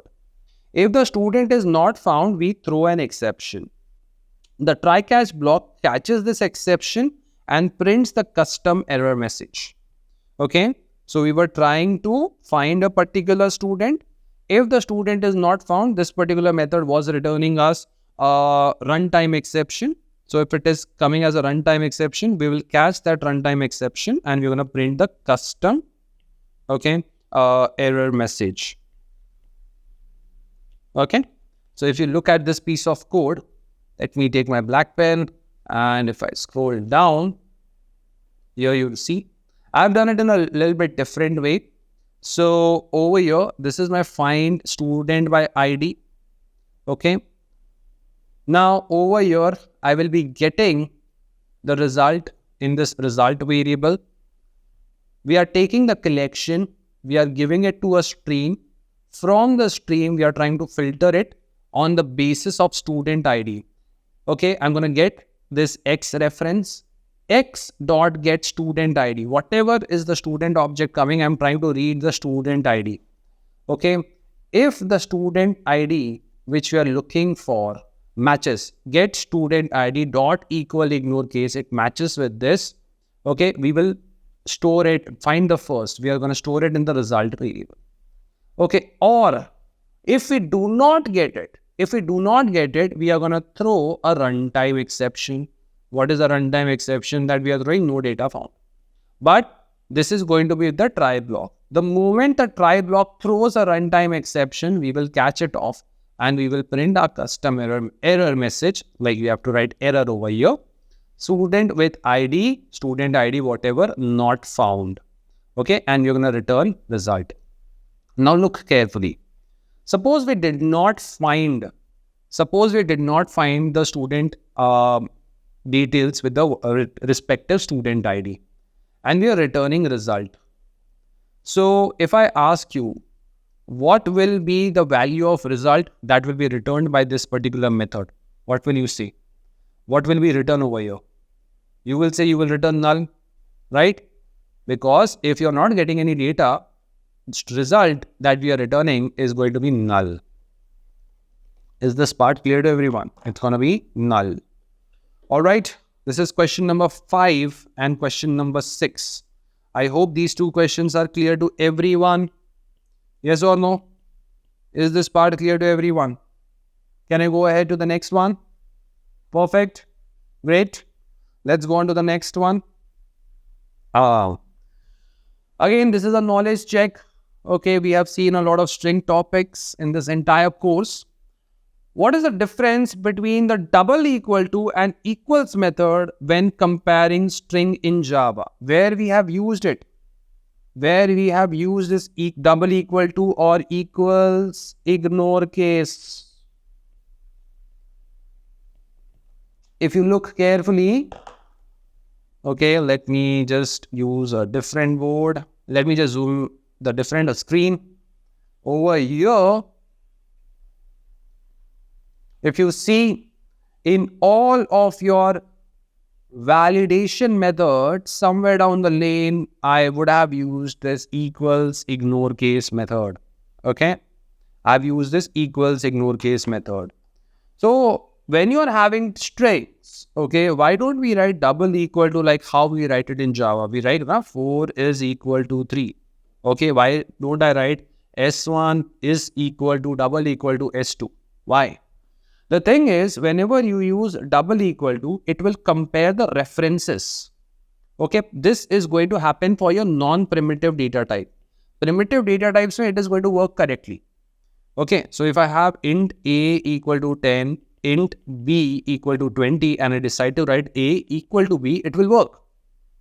But when I say I want to create string s1 equal to, let's say, DSA, and S2 is equal to, let's say, DevOps, okay, you cannot write S1 double equal to S2. The reason for that over here is string is a non-primitive data type. So when you're going to use double equal to, it is going to do reference check. This word is more important. It is going to compare the references, the memory addresses. Reference means the memory address, okay, of the two objects. Whereas the equals method or the equals ignore case method is basically used to check the content of the two objects. Are you getting the point? With the help of equals method, you are checking the contents of the two objects. Is this part clear to everyone? Okay, this is the snippet over here. String S1 is equal to new string hello. Acha, tell me, Baba, when you write new string hello, where exactly this particular object or the string object will be created? Inside intern pool or inside the heap memory? Where exactly it will be created? Inside the intern pool or inside the heap memory? I can see new, it will be created in the heap memory. I see new, this is also going to be created in the heap memory. So over here, even though the content is same, okay, there will be two objects which are created. They will be having different memory addresses or different references. So these references will not be same. So over here, you will get the output as false. But if I do S1 dot equals S2, here we are checking the content. Both are hello, na? Both the objects are storing hello inside it. So over here, my dear friends, when you do S1 equal to S2, you are checking for the content. Over here, the content is same. So you will get the output as true. Okay, the same content is there. Is this part clear to everyone? Perfect. Is this part clear? Okay, just read the answer for question number 8. Now guys, let's move on to the next question, which is explain the concept of generics and how you have used it in your assignment or in your project. They can really ask it off. Now, this is a very important interview question. Okay, this is a very important interview question, which is what are generics in Java? Okay. Now, to explain you this particular concept in simple terms. Okay, this is just a revision, so that's the reason I'm just trying to just touch base on the important topics rather than going into deep dive all those things. I think the lecture is already going to touch like 3-4 hours, so I really don't want to go into more details. So the thing that comes over here is, right, let's say I tell you guys go and create an array. Okay, so whenever you're creating an array, I could have written over here, let's say integer a square bracket is equal to new integer, okay, of 3. So I can write a of 0 as 10. This is not going to give me any compilation error. Nothing is going to come into picture because this is correct statement. A square bracket 1, I can write 20.5. Will this work? Yes or no? Will this work? The answer is no. This is a double value and you're trying to store it inside an integer memory location. So it's going to give me a compilation error. Now, if I try to write something like this: list AL is equal to new array list. Okay. The thing that comes into picture is when you write something like this, where you're not specifying generics, I can store any kind of data inside it. So I can really write it off like Java over here. AL dot add 20.5. Okay, AL dot add let's say 10. Okay. Now the problem that comes into picture over here when you do something like this is Java basically consists string as an class. 20.5 it's going to refer to your double object. Okay, and 10 it is going to refer to your integer object. Okay, the integer class which comes into picture. So here guys, the thing is you're not able to perform any kind of a type check. So there is no type check which is happening, and because of this I can add different kind of data into my array list. So if let's say I'm trying to perform some kind of an operation like AL dot get of 0 and I'm trying to divide it with 2. So at this particular stuff, because you cannot divide a string with a number, right? So you will get a runtime exception, okay, something like that. So in order to make sure that your list is type checked, it's correctly type checked, the concept of generics came into picture. So if you read carefully what is written over here, read slowly, steadily. Generic allows us to create classes, interfaces, and methods that can operate on any object type while providing compile time type safety. So if you want to have a type safe or type check functionality or a feature while writing the code, you can use generics. It allows us to avoid typecasting and provide flexibility.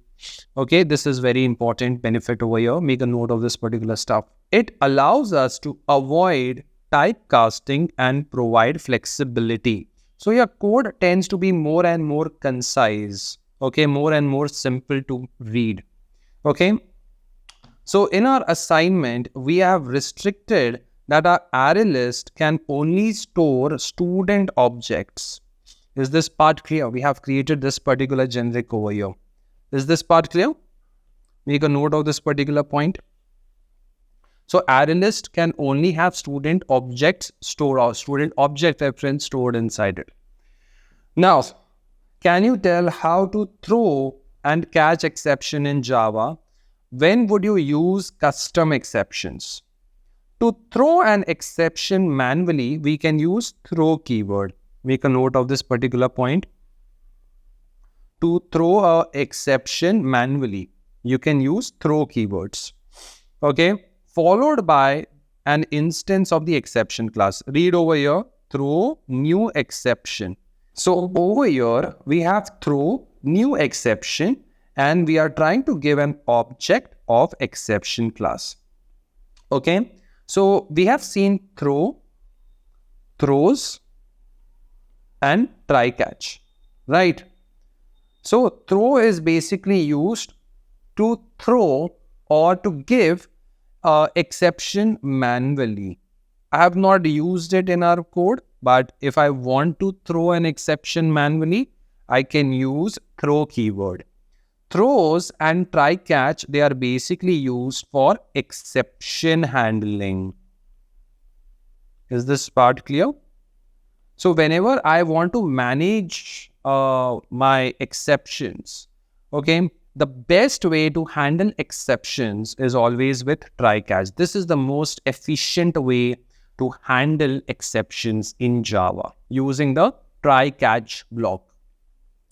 Now, catching an exception is done using a try catch block where you can handle the exception if it occurs. Next line which is written over here. Custom exceptions are useful when you want to define specific error conditions for your applications. Remember when I was not using try catch and I was just throwing the exception as it is, we were not able to customize it off. So if I just zoom it for you guys a little bit better, let me just clear the screen. Over here, guys. So if I do not put this try catch block, what is going to happen? Java is just going to throw whatever the exception which was written over here, right? So it's just going to give me this particular runtime exception. Along with that, whatever is the system designed messages, those will come into picture. Sometimes it becomes a little bit clumsy way of showing the logs. So if I want to really customize it and show my own custom error messages, you can use the catch block. And inside the catch block, you will write your custom error message. Is this part clear to everyone? Right? So please remember this particular stuff, question number 9 and question number 10. Okay. Whenever they ask you in an interview, which is the best way to handle exception, always say it's going to be with try catch block, because with catch block, you can really customize the error message, which is going to help the developer and the teammates to understand what is going wrong with our code. Is this part clear? Also, what about generics? Generics basically helps you perform type check. All right. It is going to provide you with code flexibility, as well as you can avoid type casting. Okay. If you try to do type casting, the only problem that comes into picture is your code looks a little bit clumsy. That's the only thing. So with generics, I can try to make sure that I'm performing a type check on my list. Is this part clear? Make sure and remember this part. Whenever you are using generics, you can only use non-primitive data type. You cannot use int. You cannot use float and all. If you want to use int, byte, short, long, double, you have to use their respective wrapper classes. Okay. So wrapper classes will be used, okay, for your primitive data types. If I want to create a list of integers, okay, a list of int, I cannot write list of int. I have to write over here list of integer. Clear to everyone? Perfect. Please read the questions 8, 9, 10 and how I have answered it off. Okay, please spend time going through it one more time. Now, guys, let's go on to the next one, which is pretty simple. What are the various access modifiers in Java and how they impact your design of your class? That's it. Not a very difficult question. Basically, if someone asks you is what are access modifiers basically control the visibility of your classes, methods, and attributes. So access modifiers can be applied on classes. It can be applicable to your methods. And when I say attributes, it's talking about your instance variable. Okay. So your variables of which are defined inside the class. So I can have private, public, and protected. If I make something like classes, methods, and instance variable as private, it can only be accessible within the same class. Private means it's going to be accessible only within the same class. It's a private information. When I make something public, okay, it can be accessible from anywhere within the project. No matter which package it is, it can be easily accessible. Then we have something which is called protected. Protected basically means accessible within the same package or subclasses. Okay. So when I make something as protected and you are going to have your inheritance implemented, so protected variables and protected methods can only be accessible within the child classes. Okay. Then there is one more which is called as default. Okay. So when you make something default is going to be public within the package. So if I have a package and I have multiple classes within that, so that particular variable and method will be public for all these classes, but it will become private for classes in different package. Make a note of this particular stuff. Clear? Perfect. By marking the classes as private, by marking the class attribute as private, we ensure they cannot be accessed directly from outside the class, enforcing encapsulation. when you make instance variable as private, you're trying to implement encapsulation. What is encapsulation? Binding of variables and methods together. Just remember one thing, if you're going to create instance variables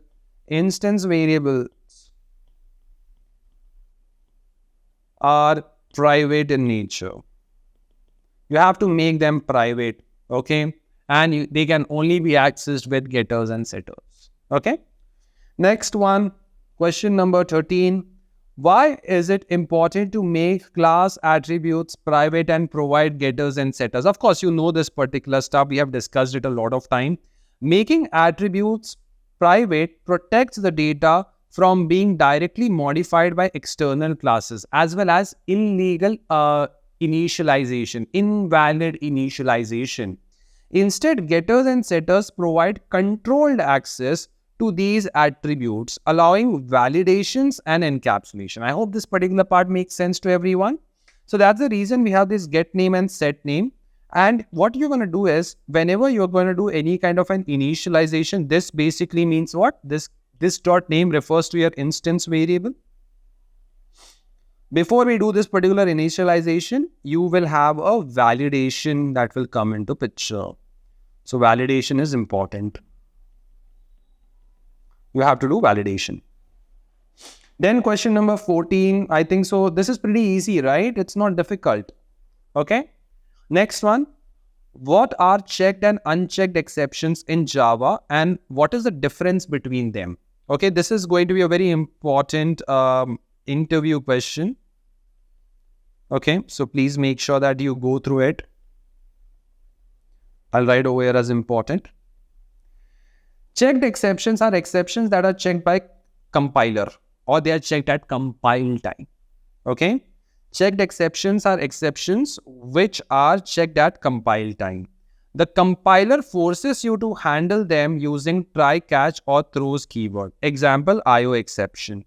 Okay, whenever you try to read a file or something, you will always see a checked exception coming into picture. We haven't seen it over here, but it will definitely come into picture. Over here, we have seen runtime exception. Now, unhandled exceptions. These occur at runtime and do not need to be explicitly handled in the code. For example, null pointer exception and array index out of bound exception. So, if you are trying to access an index or a memory location which does not belong to an array, you will see array index out of bound exception. If, let's say, I create a student reference, but I don't create an object, and I try to do system.out.println s.print information, okay, print student info. Here I'm going to get a null pointer exception because S1, what is the default value of S1? S1 ka default value is going to be null only, na? So null basically means nothing has been initialized, no memory allocation coming into picture, okay. Note that whenever you see null, right, null is a default value for non-primitive data types, okay. So checked exceptions must be handled or declared in the method signature. So checked exception can be handled with try catch block or with throws keyword. Throw is going to help you throw exception manually. We have seen that part now. Throw is basically used to throw the exception manually, whereas throws is basically used to throw an exception. Finally, unchecked exceptions don't need to be handled explicitly. Okay, it is going to come. If something goes wrong, it's going to come into picture. Okay. So these are the 14 important questions which I felt are the important topics that you should be aware of when you were solving this particular assignment. Okay. So I have tried to cover it off also. It was a different kind of a session altogether. So I thought if I'm creating this particular assignment, right, we should also revise the topic, okay, in this particular question itself. So it's going to give you a better learning experience. Now what you do, guys, if you have written this particular notes, great job. You can take a break, okay? And next time when you're going to watch the later part of the video, make sure before you join or watch that particular part of the video, you go through the entire stuff which is written. And I hope you have written it off by yourself. Okay. So please make sure you make a note of all these things, whatever I have written over here, so that you are getting prepared for the interview also. This is an interview assignment, so please make sure you solve it off. Okay. So these are all the questions, guys, which I feel you guys need to know, okay, when you are solving this assignment. Okay. So please make sure that on regular basis of time, you just go through the revision section. Okay. So that you are also not forgetting about the topics that we have used and what is the purpose of these topics. All right. So now let's go back to the code and complete the assignment. I think the last part is remaining, which is a very simple part, which is allow user to input new student details and enroll them in the course through console. So technically now I have to build a console based application. I have to read the values from the user and just create the objects based on whatever the values the users are providing me. Is this part clear? Perfect. Let's go back to the screen. Now, guys, let's discuss the last part of this particular assignment. And it's very simple. All we need to do is we have to take inputs from the user via the console and try to create objects for the student, as well as enroll some courses to these student objects. So it's going to be very simple. So without wasting time, let's get started with the last part of this assignment. All right. So over here, guys, for the simplicity, what we're going to do is we are not going to work on this main2.java. I'm going to duplicate this particular class. I'm going to call this main3. Okay. Now let's minimize or reduce this particular guy a little bit down. Now, what I'm going to do is I'm going to remove all the objects creation that has happened over here. Let's remove this part for now. Now, the first thing that I want to focus on is how to read values or how to read inputs from the console. Okay. Though in your automation framework, you can do it. I mean, like there are many ways you can do that part. You can have profilings coming into picture when you're talking in terms of Maven. You can use execute Maven plugin. So of course I can pass these things and I can read it off for sure. That is possible. There is string args also. The runtime arguments are also available. But right now we will try to understand something with the help of a special class, which is called as a scanner class. Now, if I run this particular program, as of now, you see I'm getting two things printed over here: student management system and welcome. That's the first thing. What I want over here is there should be a pop-up that should come into picture that says enter the name of the student, and we are able to read the input, whatever the user has been providing to us. And again, over there also you have multiple ways. One of the simplest way I'm going to talk about is using scanner class. So if you want to read input from the terminal, the simplest way to do it is with the help of scanner class. So scanner is a class. It's a class which belongs to java.util package. You see, there are so many classes and interfaces that we have used from java.util. I want you guys to make a note of all the classes and the interfaces that came into picture. Array list is a class, collections is a class, comparator is an interface, list is the interface, scanner is a class. So C, and these are I. Okay, quickly make a note of these points. Now, as I've said, scanner is a class. What do you do of a class? You create a reference variable and then you're going to create an object. Now, over here, I want to read something from the terminal, meaning the user is going to type something on the keyboard. Keyboard is what? An input device. This entire laptop is what? My local system. So over here, you will write system.in. Okay, system.in, and you are done. And you are done. Now, observe carefully what I'm going to do. I'm going to print something. System.out.println. Enter the name of the student. Okay. Or enter student name. I'm going to keep it simple. Okay. ... just to signify that they have to enter the name. And with the help of scanner reference, there are a lot of methods of scanner class which we can access. One of the method over here is next. So name over here is going to be what? String, right? Ajinkya, Kajal, Ritu, Uday. These are what? String, series of characters. So if you want to read the input in string format, you are going to use next method. Make a note of this particular point.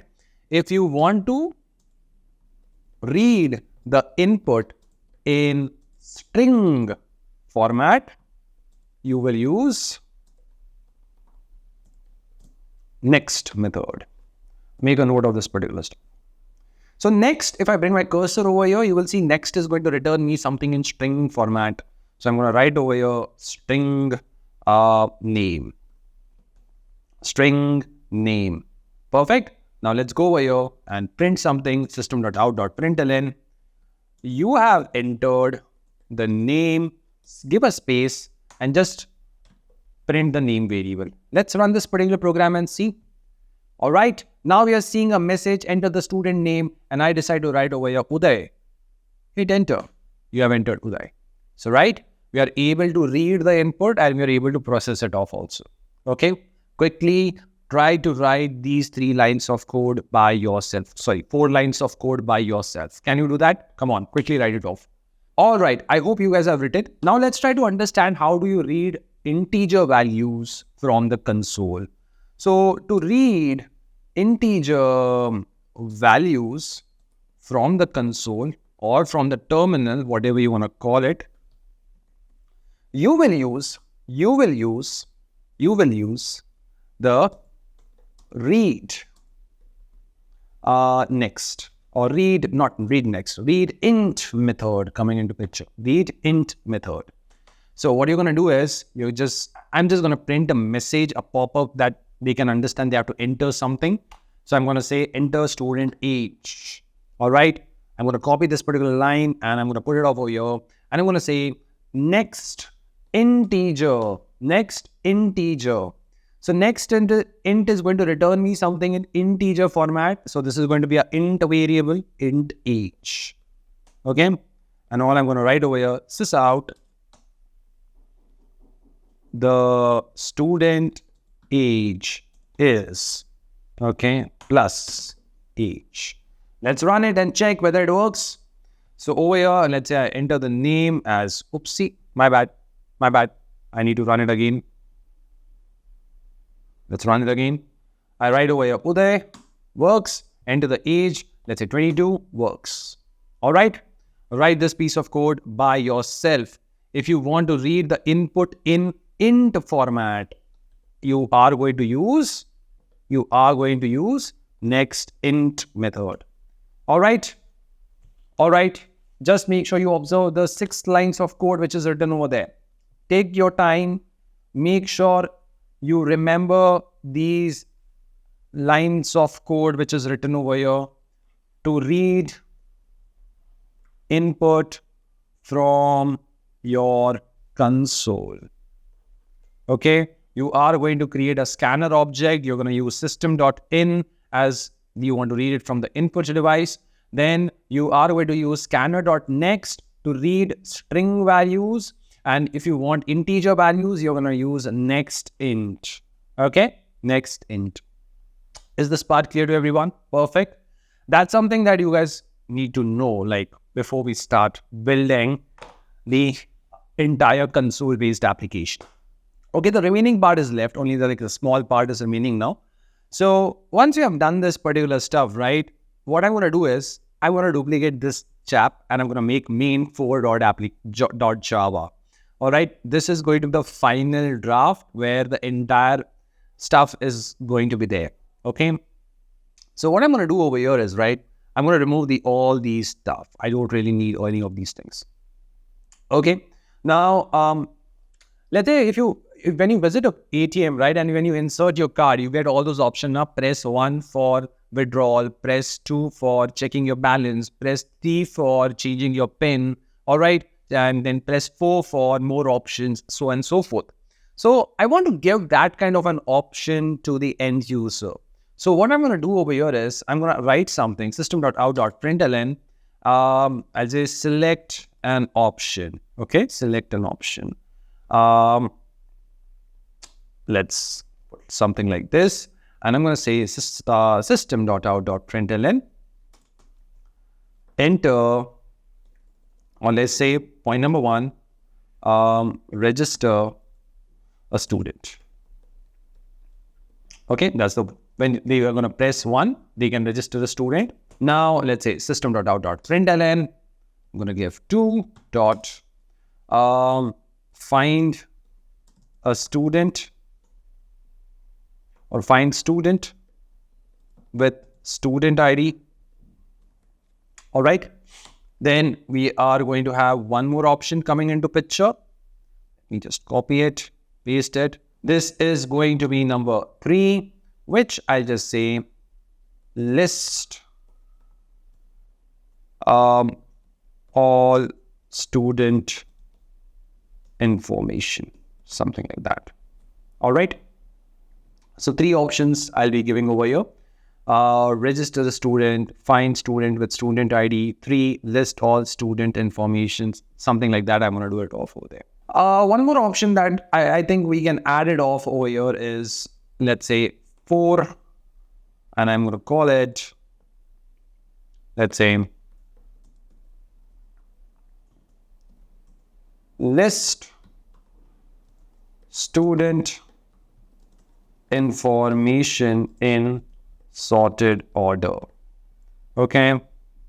Next, I can have a 5th option coming into picture, which is just going to be exit. Okay. Exit. So if I run this particular stuff, you see I'm getting these options, something like this. My bad. I think there's something over here which needs to be removed. Let me just remove it off. Save it. Run it. And now you will see we're giving these options to the end user, and they have to select one of these options. So what I'm going to do is I'm going to quickly create scanner over here. You see scanner is not there, right? I need to create scanner. So for scanner, what we're going to do is we're going to create scanner at class level. I'm going to make it static because I want it to be accessible everywhere. So private static scanner. Okay, something like that. Let me just import it quickly. Done. Then let's create scanner object. Scanner is equal to new scanner system.in. That's the same line which I've written, like what we saw in the previous files. I've just written it again over here. Now I want to get an option from the user. So int option is equal to, it's going to be in integer format. So what I'm going to use, which method? Scanner dot read. Or what? Scanner dot next int, because we want to read the integer value. And then we're going to create a switch case. Okay, switch option. Okay, and let's say if they enter 1, okay, they want to register a student. So I'm going to create a method over here called, let's say, enroll student, and I will be passing the scanner reference to this particular method. Now I don't have that particular method over here, so nothing to worry about. We'll do that in a moment. So I'm just gonna quickly create this particular method. Works. Okay. So whenever you're creating a switch case, make sure that every case ends with a break. This is my first case. When they're gonna press 2, that is find student with student ID, we already have a method over here for that. Find student by student ID. I'm gonna call this particular method. All right. So I'm gonna call that method. And over here, we were entering the student ID, right? So now I'm just going to make a change. I'm going to pass scanner. Okay. And then we will enter the break. All right. Now this particular method is not there. Okay. So I'm just going to bring over here quickly and I'm going to create this particular method. All right. So we have these 2 methods which are created. Then we have this sort name method, which is nothing more than list student information sorted order and list all student information. These 2 are pretty simple. So I'm just going to do that first. Case 3. So over here, I'm just going to call or I'm going to create a method which is called as print student data. or let's say print all students data. Again, this method is not there, so we have to create it off. But let's write the snippet first. Bring your cursor over here, create the method. All right. Next, but I think so 2 more is left. Case 4, list all information in sorted order. Pretty simple, just call the sort by name method, nothing else to do. Okay, done. Next, we are going to have this case 5. Okay, case 5 is going to be just exit. So I'm just going to create an exit method, which we don't have it. Okay, so something like this, and I'm going to break it over here. Okay, so let's create a break method also. Done. And finally, if they enter something else, like instead of 1, 2, 3, 4, 5, they decide to enter 6, 7, 8. So I'm just going to give a default message. Okay. Sys out invalid option selected. Okay. Okay. And I'm just going to say select, okay, enter between 1 to 5. Okay. And now if I run this particular stuff, okay, let's run the main4.java. Okay, let's bring this chap. We have see this option over here. Let's say if I enter 8, you see I'm getting this particular stuff. Invalid option selected. Please enter between 1 to 5. So over here, this kind of message is definitely coming for us, which is good. And now what I want is, see, over here, we have to go to these enroll student option. Let's go to this particular method first. I'm going to go over here. We already have the scanner reference, right? So I'm going to start taking the information from the end user. It's going to go something like this. System.out.println. Enter the student name. Okay. So I'm going to quickly create a variable called name, or let's give a better name also. Student name is equal to scanner2.next. Okay. Then let's copy this thing and paste it 2 times. Enter the student age, enter the student ID. Okay. So this is going to be student ID. And over here, this is going to be student age. Observe that when I'm creating these variables, right, I'm giving a proper naming like student name, student date, student ID, and just make sure that you write it away int. Okay. This is going to be next int. All right. Now we can create an object. So student, new student. That's my object reference name because we are trying to add a new student. So student name, student age, student ID, all these things will be added. Then what I'm going to do is we have a list which is created over here, student list. So what you're going to do is we will add it into our list. Okay. So student list dot add new student. Is this part clear to everyone? Okay. Once the student list is added, I'm going to give a message something like this. Student added successfully into the LMS, something like that. Okay, let's run this particular stuff and see if it works. Let's click on this particular run button, press 1, and while it's asking me for the student name, I'm going to say Uday, age 23, student ID S11, and done. Now guys, let's do one thing. Let's enroll some courses to this particular student, right? So we just don't want to enter the student information. We also want the student to be enrolled to some course. So what I'm going to do is, let me just zoom out a little bit over here. I don't want to print this particular line now. Let me just remove this particular part. And what I'm going to do is, I'm going to ask, enter the course to be enrolled. Something like that. Okay. And we're going to quickly create a variable called course name equal to scanner2 dot next. Whenever you want to read string values, you are going to use the next method. As simple as that. Now, over here, We got the course name and we already have a method. So let's say new student dot enroll course, give the course name. Once a student is enrolled into this particular course, I'm just going to print a message, something like system.out.println enrolled to the course. Okay, let's save this particular stuff, run it. Okay, let's bring this guy a little bit up.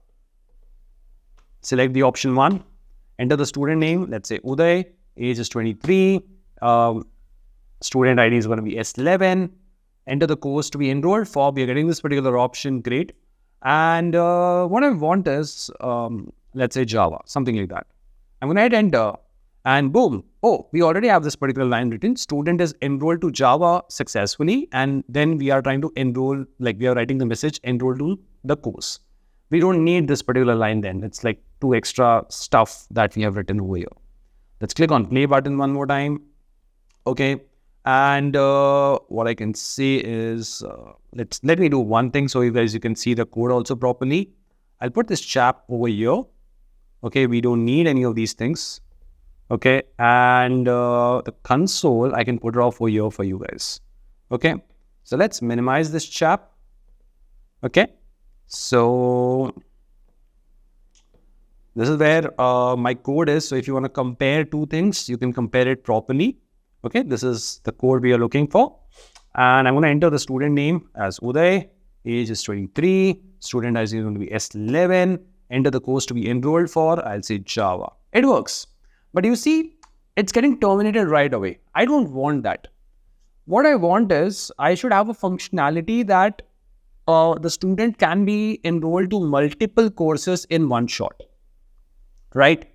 So it should ask me, do you wish to continue? And in the meantime, it should keep on adding multiple courses to this particular student. So technically, this enroll course method needs to be called n number of times. Do I know n number of times? How many times a student can be enrolled to a course? No, I don't know. There will be multiple courses. So I want this kind of an operation to keep on happening again and again. But I don't know how many times I have to do it. So if you don't know the count, okay, and I need to keep on executing it again and again, then which kind of a loop you will use, right? Which kind of a loop we can use? While loop. So I'm going to say while true, keep on doing this thing again and again. But not just the enroll method, my bad, we will cut it and we're going to put it off over here. We have to keep on reading the input from the user. Okay, so let's save it. Let's run it. Let's enter the option 1. Let's enter a student name. Let's say Jatin. Age is going to be 23. I wished. And now over here, let's say enter the student ID. I'm just going to say S123. Enter the course to be enrolled for, let's say Java. Enter the course to be enrolled. I'm just going to say DSA. Enter the course to be enrolled. I'm just going to say C#. Okay, you will see it's giving me an error message. Invalid course. Please select from the list Java, DSA, DevOps. Perfect. It works fine. And let's say I'm going to enter DevOps. It works. But the thing is, now I'm stuck in a loop. Okay, I have to keep on adding the course again and again. Let's say if I enter Java again. Okay. A student is enrolled to the Java course. Enter the course to be enrolled. I'm just going to say DevOps. I'm stuck over here in a loop. I want to make sure that once I have entered the course, it should ask me, do I wish to continue, yes or no, right? That's something which we want. So we will try to add that functionality also. Let's stop this particular execution. I'll say enter the course to be enrolled and I'll say type done to exit, something like that. Okay, so over here, if the user types done, so we will read whether the user is typing done. It's going to go into the course name. So I'm going to check first if course name dot equals ignore case, whether they write it in uppercase or they write it in lowercase, but the word should be done. Okay, if it is going to be done, then I have to exit from the loop. How do you exit from the loop? Which keyword is going to help you out? Break keyword. So whenever you want to exit from the loop, you will use the break keyword. Make a note of this particular point. What is the purpose of break keyword? To exit from the loop. All right, that's it. Done. Let's run this particular program and see whether it works. I'm just going to select the option 1 as usual. Let's say the name is Jatin, age is 23, is 122. Enter the course to be enrolled. Type done to exit. I'm just going to say Java, and then I'm going to say done. And you see the program is terminated successfully. Now what I want is, once the courses are enrolled, it should print what all courses the student is enrolled for. That's what I want over here. Whatever is the courses the student has been enrolled during this enroll student functionality, I should see them in a more beautified way. You don't need to worry about it. We have already created that functionality. This is where I'm going to call the new student dot print student information. Done. Okay. So once the courses will be enrolled, everything is done. The user types done. It is going to print me a beautified tabular structure of the student information. What is the student name, age, the student ID, and the courses he or she has enrolled for. Let's run this particular stuff and cross-check. It's a Jatin. Student age is going to be 23. Student ID is going to be S124. Enter the course to be enrolled. Let's say Java. Then I want to try to enter a negative course. Let's say C#. Invalid course, right? DevOps works. DSA works. Now I'm going to type done. Observe. And also the program has terminated. All right. Is this part clear to everyone? Perfect. Right? So we have done with the enroll student functionality. All right. Quickly write the code by yourself. Okay. Just observe this piece of code. It's fine if you're not able to come up with the solution by yourself. It's completely fine. But make sure you at least observe how I have written the code. Once you observe this particular code, stop watching this particular video, pause it off, go to your Eclipse, write the code. If you get stuck somewhere, come back over here, cross-check, and then fix the code. Is this part clear? Perfect. Start writing the code. Now, guys, what we want is, once the student information is entered, right, I want to go back to the main option. Okay, I don't want to be terminating this particular program. The terminate option happens over here, right? So once the student information is added, the student is enrolled to the course, we want to come back to the main screen. So what we will do is, I will start showing this particular option again. Okay, so I'm going to put this also into a while loop. So I'm just going to say while true, do all these things. Okay, observe how it works. Let's run this piece of code. Okay, let's click on 1. Enter the student name. Let's say Jatin. Age is going to be 23. Student ID is going to be S capital 123. Enter the course to be enrolled for Java. I'm going to say done. And I'm back to the main screen. And again, it is asking me for an option. So over here, let's say I select 1 again. The moment I press 1, observe what happens. It is asking me to enter the student name again. So this time I can create a second student which is coming over here. So over here, guys, I will enter the second student. Let's say Uday. Age is going to be 25. Let's say student ID is going to be S123. We have used it. So 230, and the course to be enrolled for is, let's say, DSA. Then I'm going to say enroll him for DevOps, and then I'm going to say done. Once the student is added, again we are coming back, and again it's asking me for the option. Select an option. All right. So this is something which I can see it off.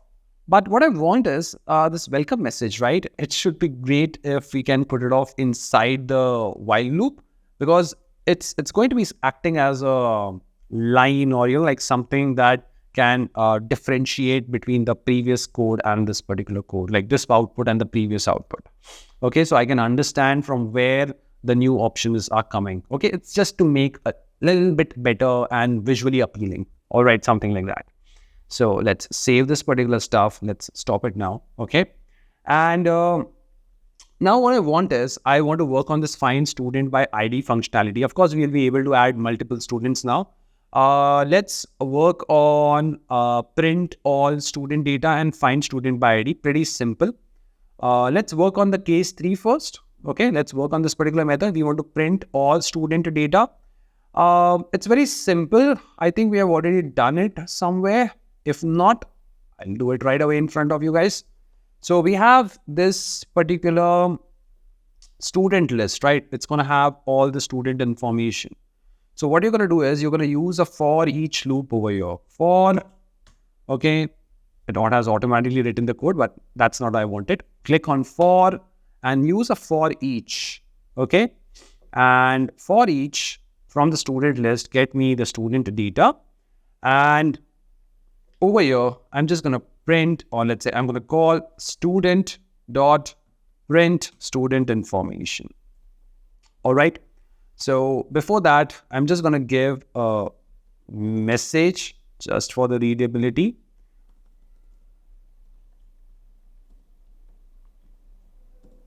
Something better. I think. Print all student data. Okay. Copy this and paste it off over here. All right. Let's see if it works. Let's click on play button. Now we have this third option, which is list all student data ready for something, right? We can see that stuff happening. Let's click on 1 and let's enter some student information. Student name is Uday, age is going to be 23, student ID is going to be S1, course to be enrolled is Java, then type done when completed, done. This particular course is, this is the student information that has been added. Now I can see the welcome message again. Select an option 1 and let's enter another student called, let's say, Jatin. Age is going to be 25. Student ID is going to be S2. Enter the course to be enrolled for DevOps. Okay. Enter the course to be enrolled again. Let's say Java. Then I want to just say done. And I'm back onto the main screen. Now, what I want is, observe carefully, what I want is, I want to list all the student information. We have added 2 students so far. So if I want to press 3 and I'm going to hit enter, I should see both the student, Uday's information and Jatin's information. Let's see if it works. I'm going to press 3 and I'm going to hit enter. What do we see? Print all, or printing all student data. I'll have to fix that stuff. Uday's information is there, right? Then we have Jatin's information coming into picture, and then we are back to the main screen. Now let's add one more student, and let's say this time we're going to add Kajal. Then let's say age is 24. Student ID is going to be S33. Courses to be enrolled for is DevOps. Back to the main, let's say now press done. Back to the main screen and list all student information. Let's press 3. And now, boom, we should be seeing 3 students. Uday, Jatin, and Kajal. All the 3 student information we are able to see. Perfect. Very simple, guys. I think you guys can do it along with me. Printing all student information. And let's say I'll end it off over here with something. Okay, with this. So people can understand that this is where the end is happening over here for this particular code. All right. So don't look into the fancy stuff. It should just work. All right. That's all it should do over here. Quickly write the code by yourself. Okay. And try to execute it at your end. Now, guys, let's say I want to make this print all student data a little bit better. Of course, it works. But what we can do is we can also add a quick check.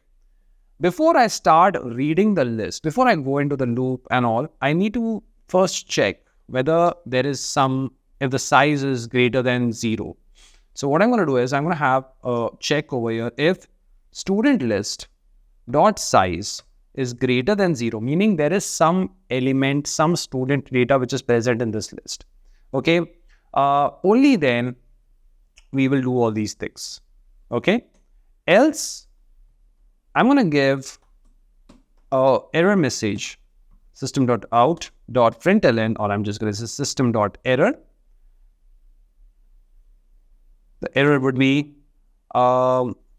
student list is empty.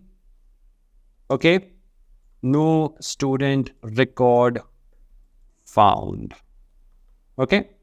Let's save it. Let's stop this execution. Let's click on play button and let's go directly to the third option. Right? Student list is empty, no student record found. Right? So this is just to make sure that you are handling all the edge cases, a little bit of negative scenarios. What if the student list is not having any records? Then what should be the output of the program and all? Are you getting the point how exactly we are developing this application? We are looking into the negative scenarios also. Okay. Whenever you're creating a functionality, always check what if the list is empty? What if there is no student record? Then what should happen? What should be printed over there? Make sense to everyone? Perfect. Fix the code. Fix the code over here quickly. Now, over here, we have to just take care of this find student by ID method. We are already having the scanner. And to be honest, we have already written the code. We have this find student by ID, right? I'm just going to take this particular method, exactly this particular method, nothing to worry about it. I'm just going to copy this piece of code. Come back over here, put it off over here. Now, this student ID, right? We will be getting it from the user. So I'm going to say sysout. Enter the student ID. Okay.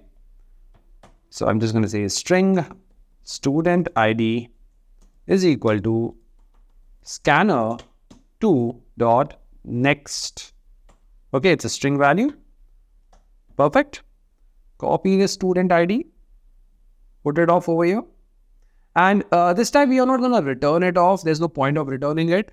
If you are able to find it, if you are able to find the record of the student, just print it off.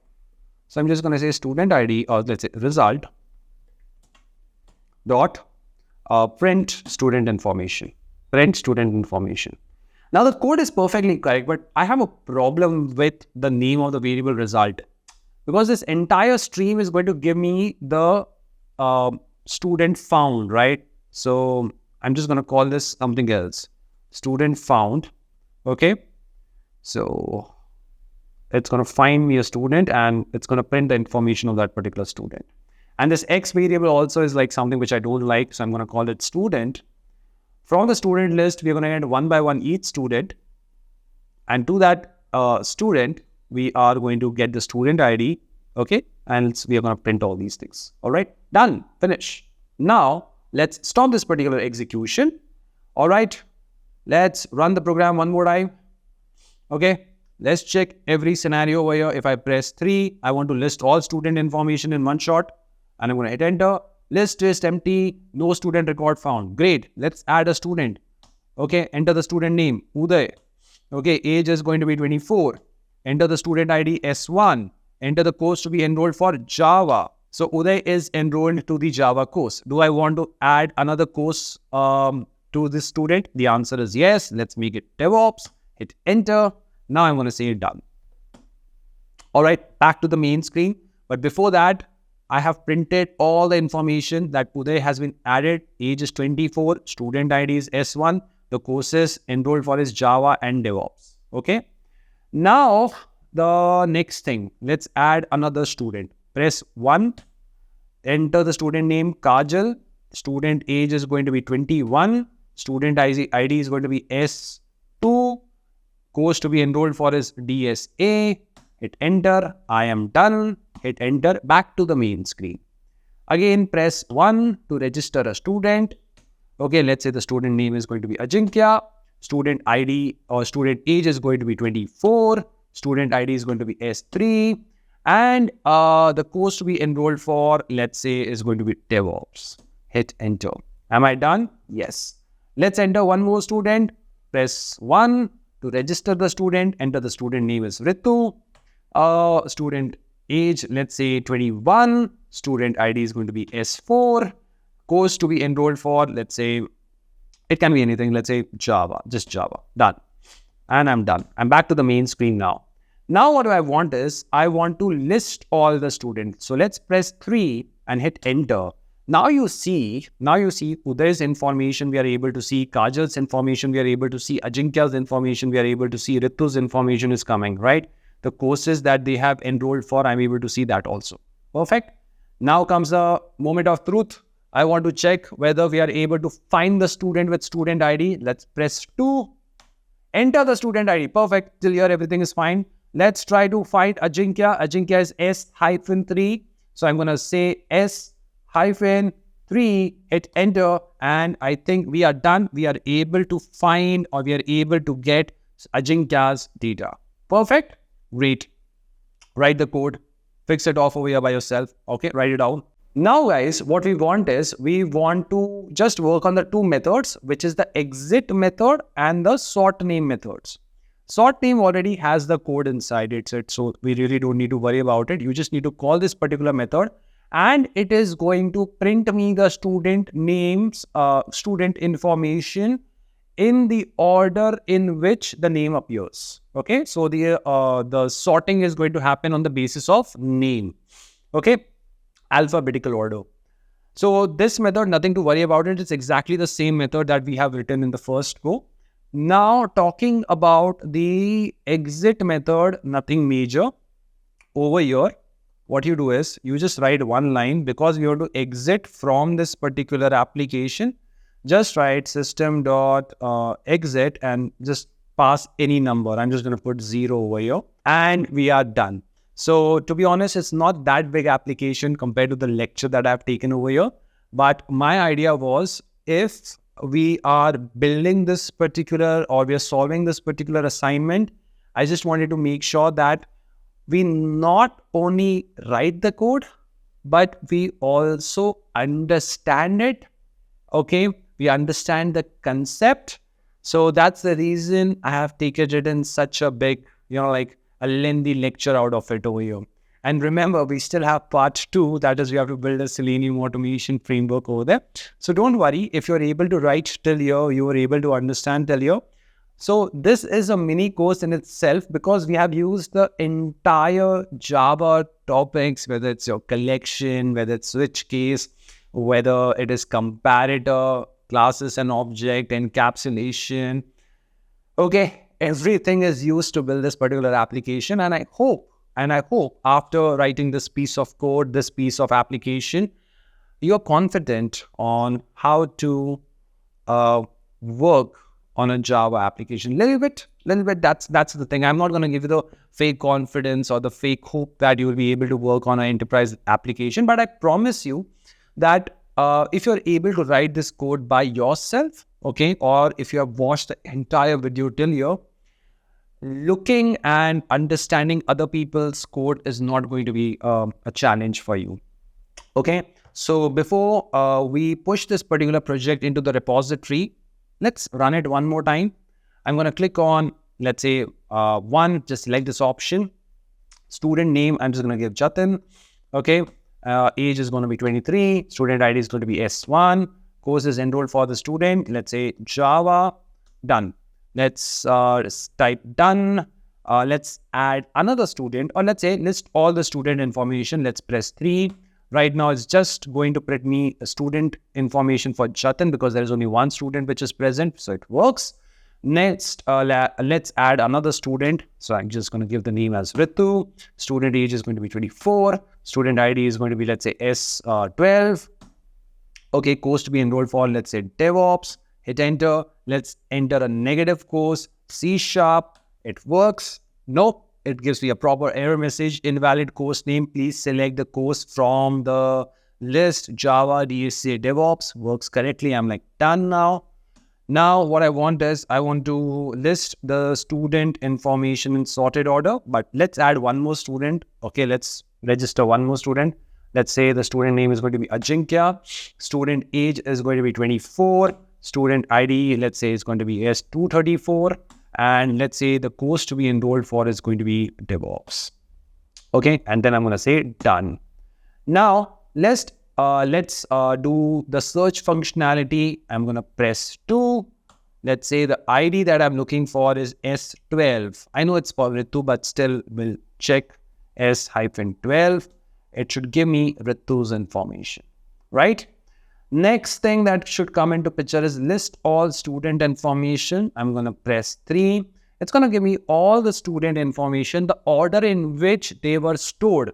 I'm able to see Jatin, then I'm able to see Ritu, then I'm able to see Ajinkya coming into picture. Now, the last one, let's press 4.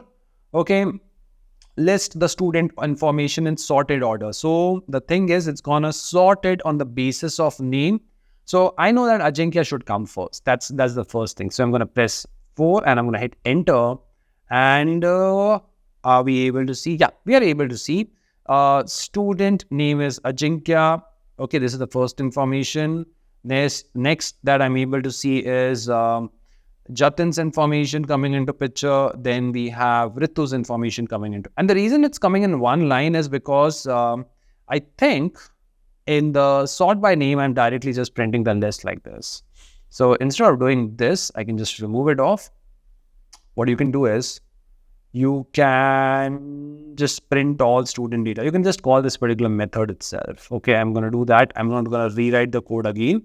So once that is done, I can call this particular method. Okay, done. Okay, done. So it's going to work. All right. So we have everything into picture now, and we can stop this execution, or let's stop it from the option 5 itself. I'm going to press 5. Let's see if it works.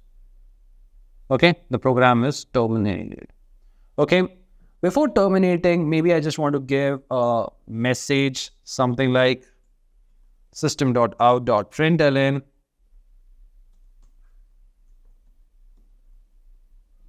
Goodbye. Something like that. And we are done. Congrats, guys. Congrats. We have built this entire stuff.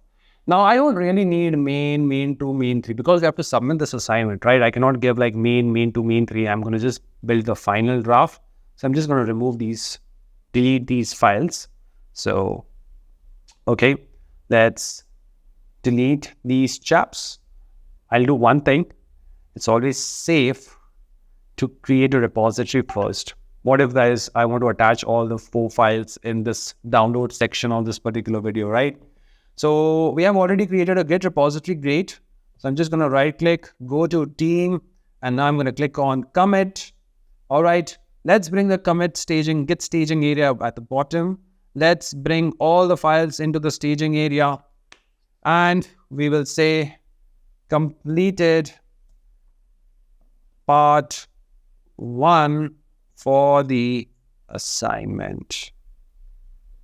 Okay, so author name, committer name, just click on commit. Great. Now I'm going to delete it because it's easier for me to easily get these files back whenever I want.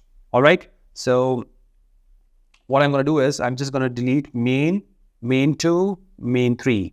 I'm going to delete this file. Bye, guys. Okay. And now we will rename main 4 to main. Let's rename this chap. Okay, save it, bring all the files into the staging area, and I'm just going to say, okay, removed unused classes. Okay, that's it. I'm just going to click on commit. Done. All right, this is the first thing.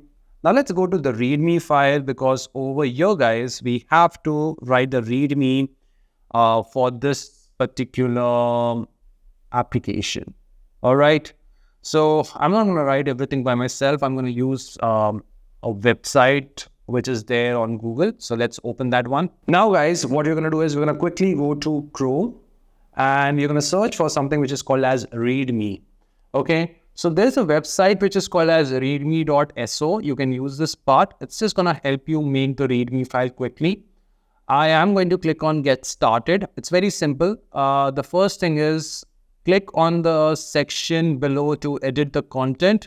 I'm going to click over here. This is the one which I want to write. Let's give a project title. I can see what will be the structure of the README file. So, right, I will just give the, what is the name of the assignment? Even I forgot. It's not student management system.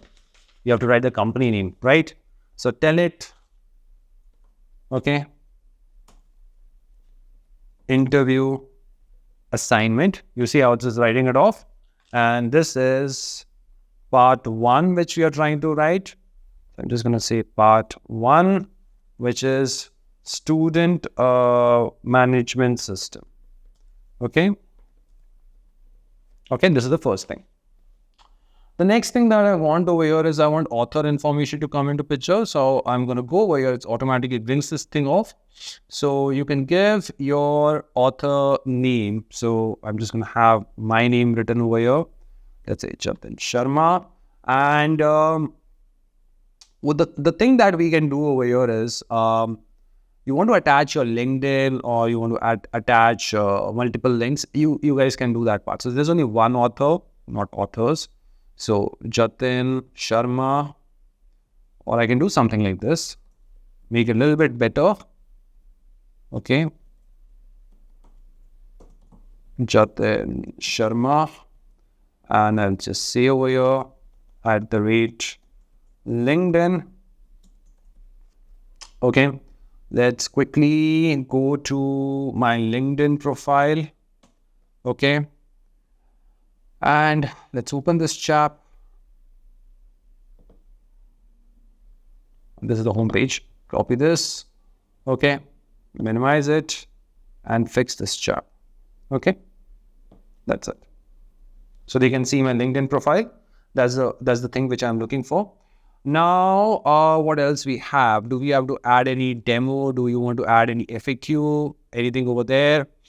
There's nothing about installation and all that we are looking for. It should work on its own. Now, anything else which is remaining that we can add it up in this assignment? Not definitely in this assignment. It doesn't really have a lot of things, okay? But it has just tell it interview assignment. And let's see if something else we can add it off just to make it a little bit better. I'm trying to look something which might look good. Let's add the tech stack. I don't know. You want to add a tech stack? So generally a tech stack would be on Java. That's the only thing I would use over here. Let's just put one over here. Programming language. Okay, nothing else. So I'm just going to remove the other stuff. Okay. And this is going to be Java 11. I think we have used Java 11, right? Let's see what we have used. Java 11. Perfect. All right. So it's Java 11 for us. And this is the only thing which I can do. Okay. I don't think anything else I can add it off over here because it's a simple student management application. Okay. That's all. We have used it off. Now what you can do is you can go to the raw option. Okay. Just copy this thing. Okay. Just copy this thing. Go back to your Eclipse and paste it off. If I go to the preview, you will see the same thing popping up into picture. That's all we have. Okay. Now, one thing that I did not like is this double bullets popping up into picture.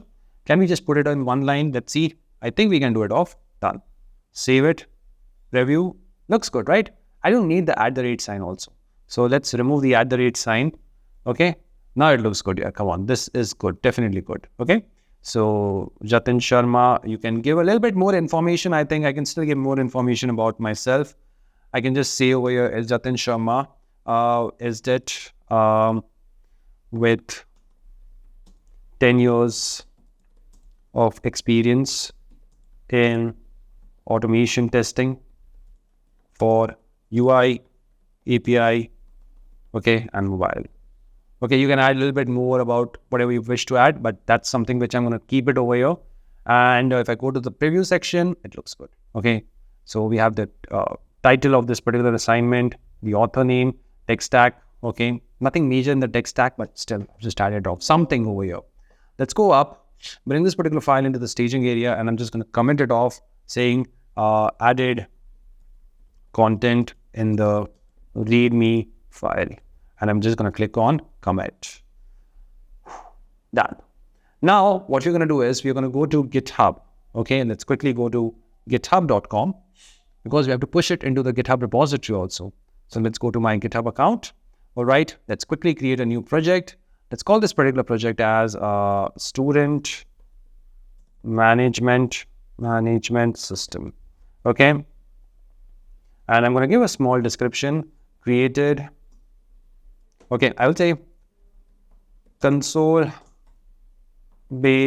application to add students, console-based Java application to add students in, to add student, in the system. I don't know. Okay, you can use ChatGPT and all just to fill these details, right? You can put descriptions and all. I'm not going to do that part over here.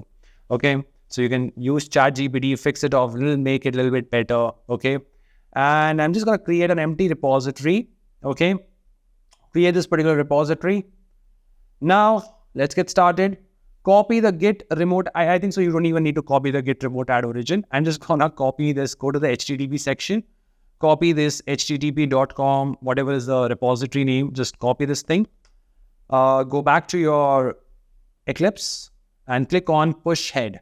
The moment I'm going to click on push head, you see the remote name is going to be origin.